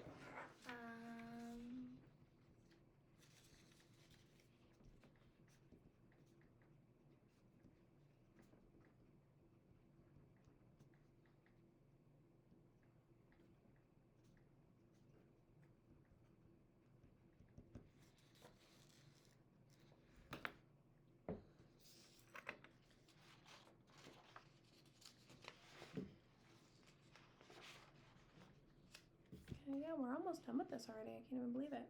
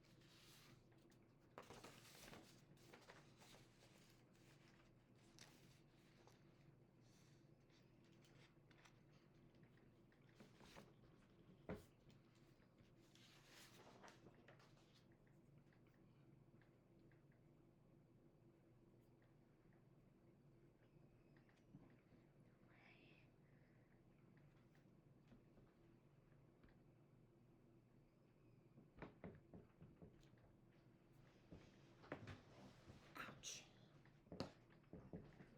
You're screaming.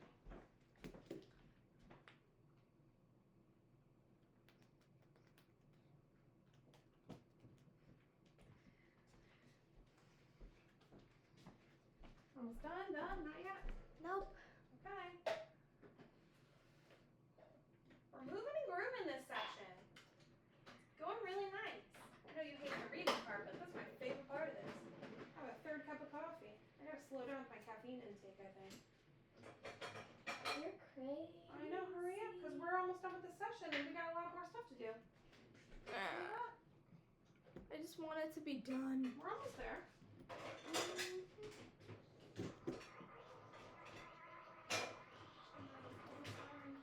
It's like shit.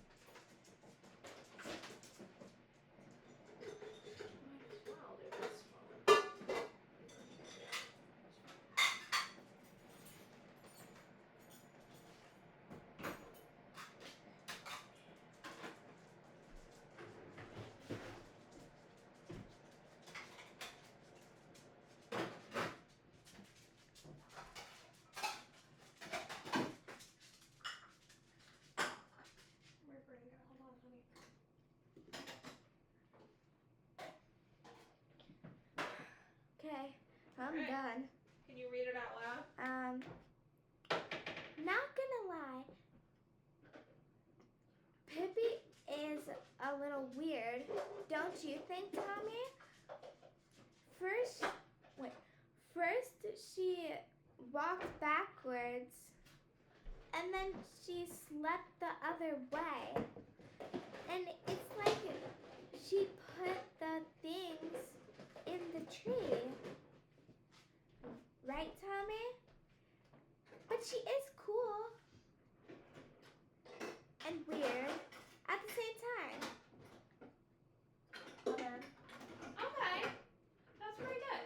So that shows us, how she might be thinking about Pippi in the moment, right?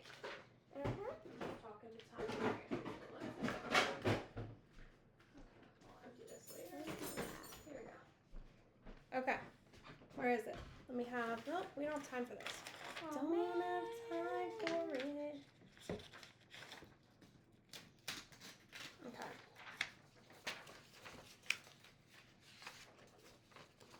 I'm gonna score this later.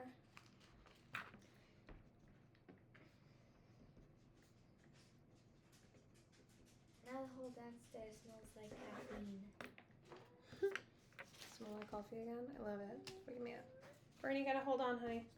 Okay, so now I'm going to ask you about the different reasons you read and how you read different things. Like, similar to the index of reading awareness, very similar. But I need to write down verbatim everything that you say. This is called the purpose for reading interview. Hold on, honey. Okay.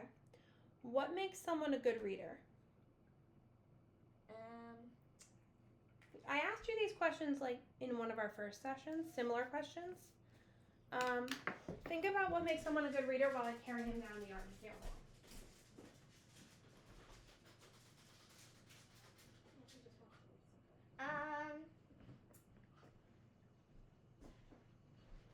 What makes someone a good reader? What makes someone a good reader? Like by them reading a lot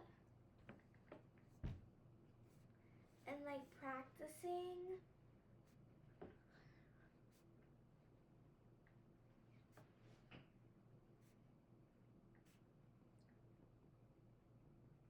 Okay. That's it? Yeah. Okay. When you're reading something for class, how do you know when you're done?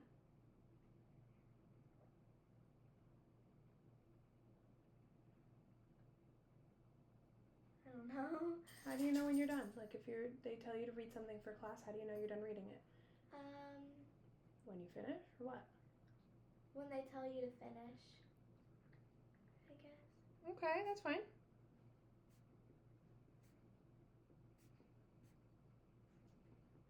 Should a person read everything at about the same speed? No.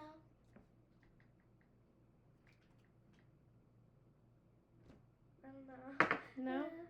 No, because Why? Because some words are difficult and some words are not, so some people go slow on the difficult words. Like me.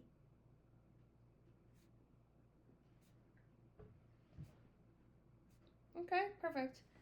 What do you do when something doesn't make sense to you when you're reading? I think about it, but if I still don't know, I'll ask someone.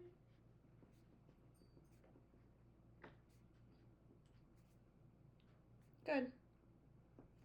What would make you a better reader?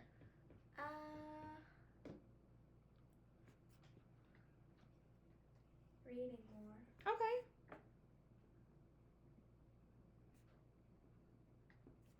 What do you think about while you're reading a story? Oh my god, I don't want to read anymore.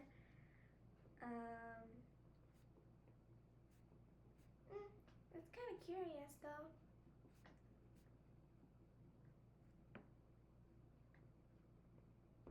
What do you think about while you're reading a book with lots of information? I think it's really interesting.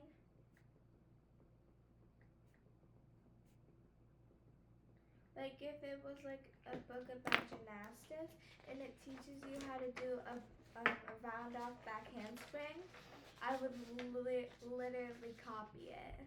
Okay. Round off back handspring.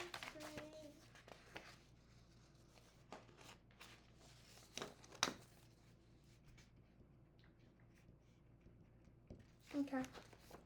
So.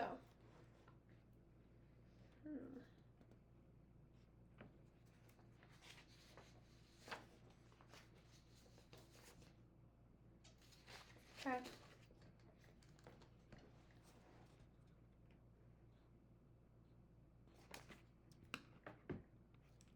We have 15 minutes and I have a couple more things for you to do. I'm going to...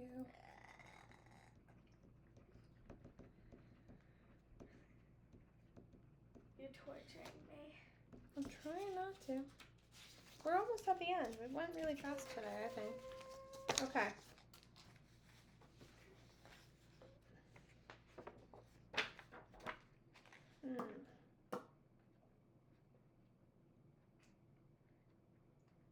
Okay, before we go do this,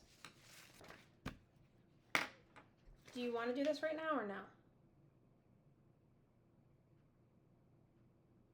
We'll do two. You don't have to do both pages. I think your mom just printed out an extra copy. She printed 4. Yeah, I don't think she needs 4. Okay? So let's do this together right now. Write your name, Pippi Longstocking, and the author's name is Astrid Lindgren. So just Gabby, first and last name, title, author.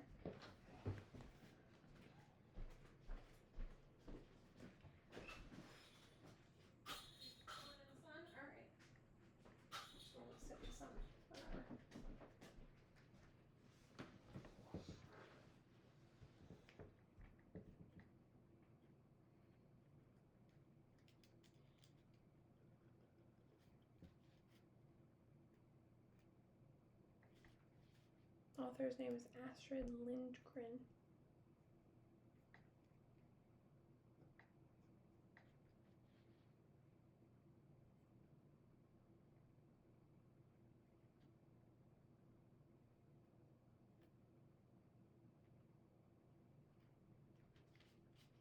Write your last name, please. Okay. Quotation page important. Okay, so based on what we read, we're going to pull 2 things out of the book based on what we read. What are the 2, we're also going to write why it's important to the book. What are 2 really important moments in the book that we read so far that you think? And I'll pull the quote out for you. Learning about Pippi. What about her? What she looks like? Yeah. Okay, that's a good one. So that was here. That was over here. Okay. I want to only do one sentence though. I don't want to do. I want to do, What sentence do you think we should do? Do you think we should talk about her hair? Think we should talk about her nose? You think we should talk about that she made her dress herself? She made her dress herself. Because I feel like that's like really important and that's like really cool. Okay.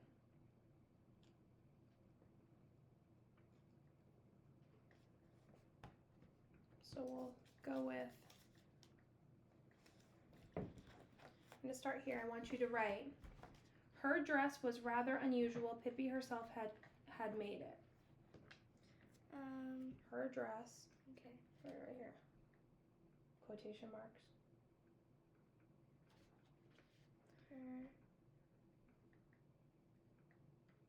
dress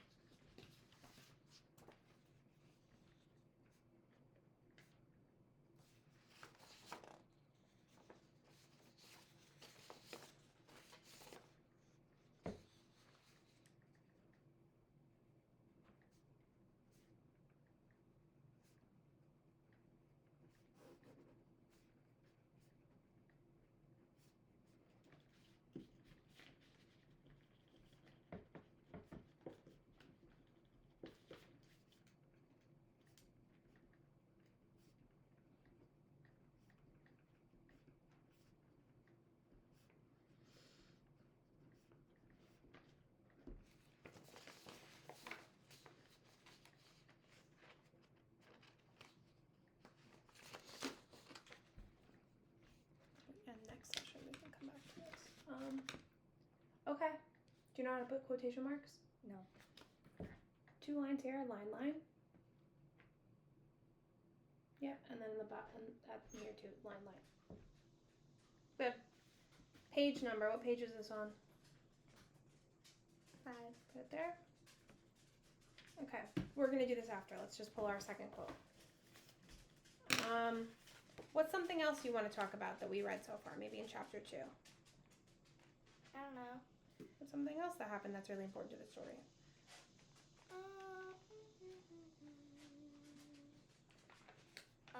Learning what happened to her parents. Okay, we can find the quote.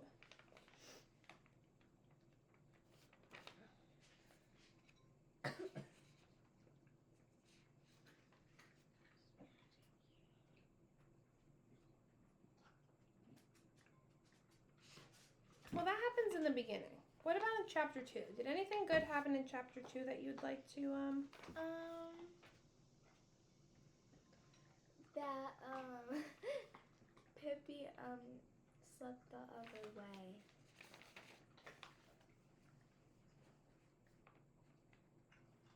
Why is it important to the story though? I don't know.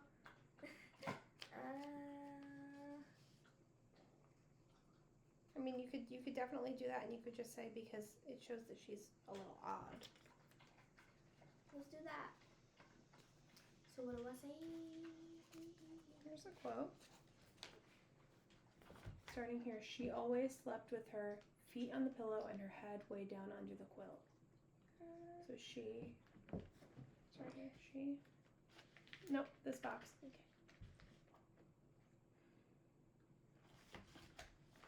Always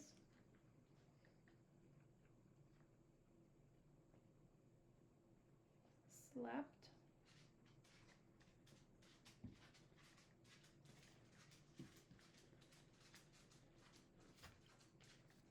right here.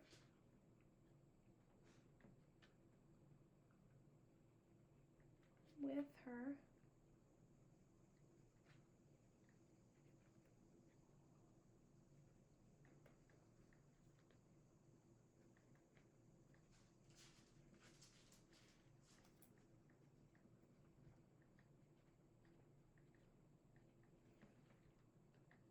and her head,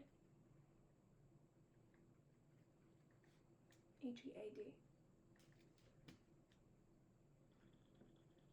What? Head, H-E-A-D.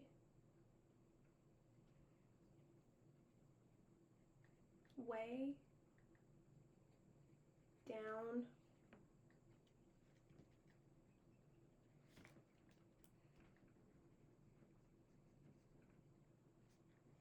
under the quilt.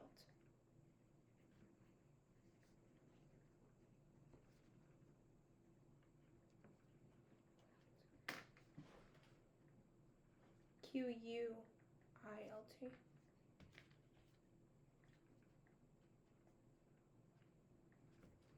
Okay, quotation marks again, period at the end.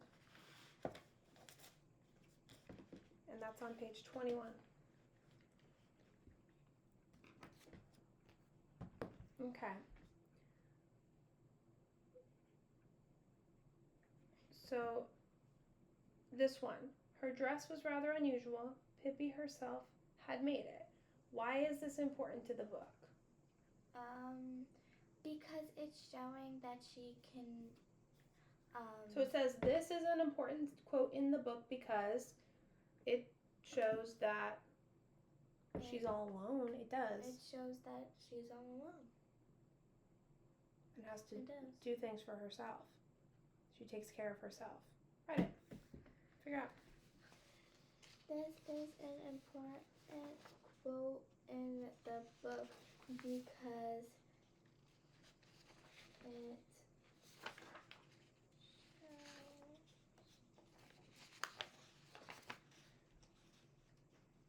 shows that Pippi is all alone.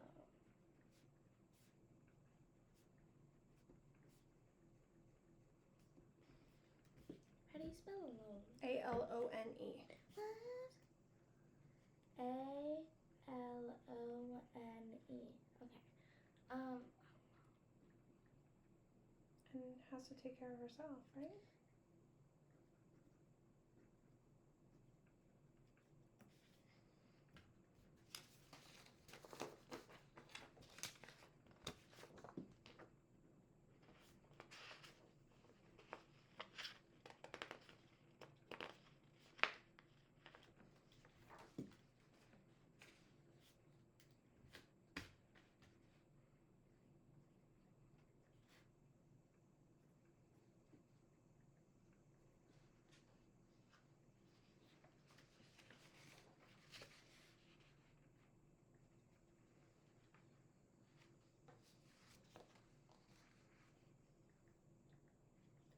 Okay.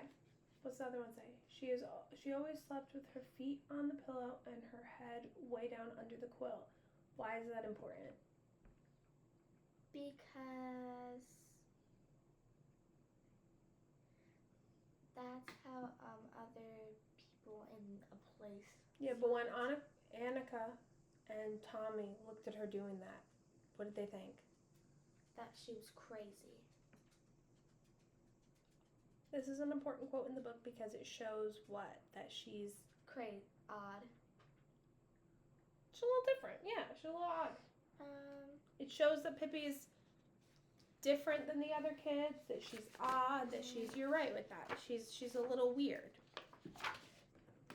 She can't really help that she's a little weird, but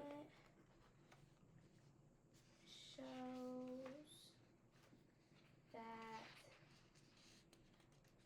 Pippi and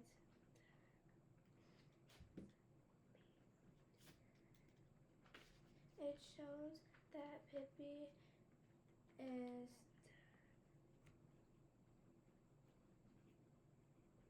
different than the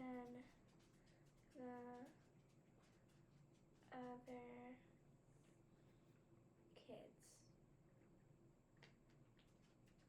yeah.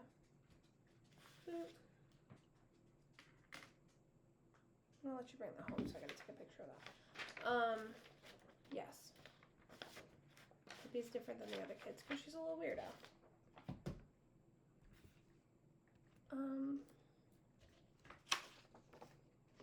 That's it.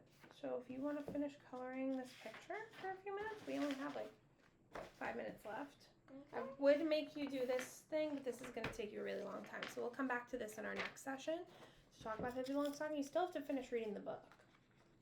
But I want you to at least read another chapter this week while we're not together. Okay. Okay, so that's something we're going to do. All these answer keys are important. Let me grab these. Okay. Black. Okay.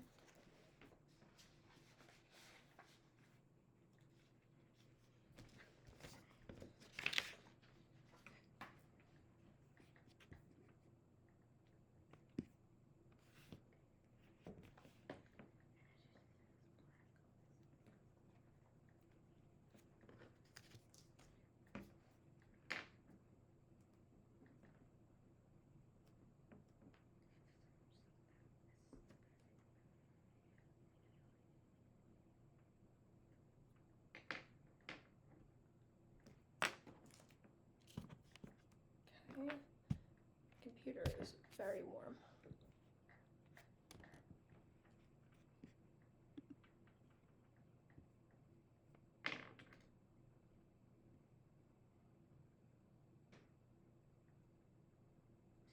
I hope my mom got Cocoa Pebbles. Did you go to the store? Yeah. Well, I think. She has a big shopping list. I'm sure I'm she assuming. does. So I'm assuming, yeah. Okay. And I told her to get the mega size.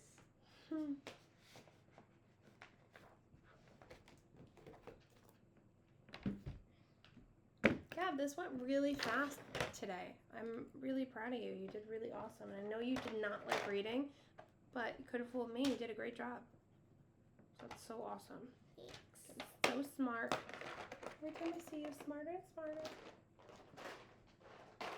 Grown up, almost a 5th grader. Can't believe it. I don't want to be a 5th grader. It's cool. It's cool to be a 5th grader.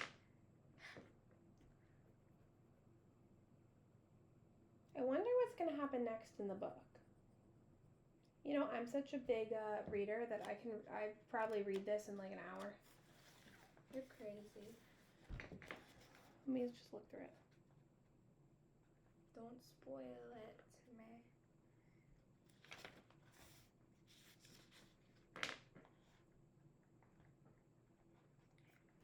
So can we get Dunkin' Donuts because he tortured me? Sure. Yes! Okay. I'm gonna get all the blues.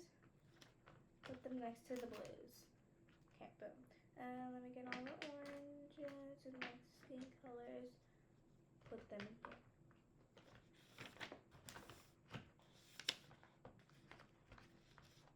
Next to these random colors.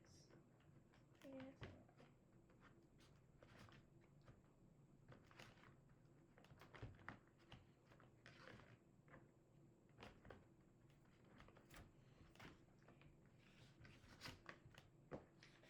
And you finished? Yep. Nope.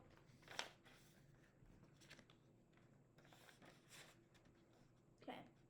Now I'm finished.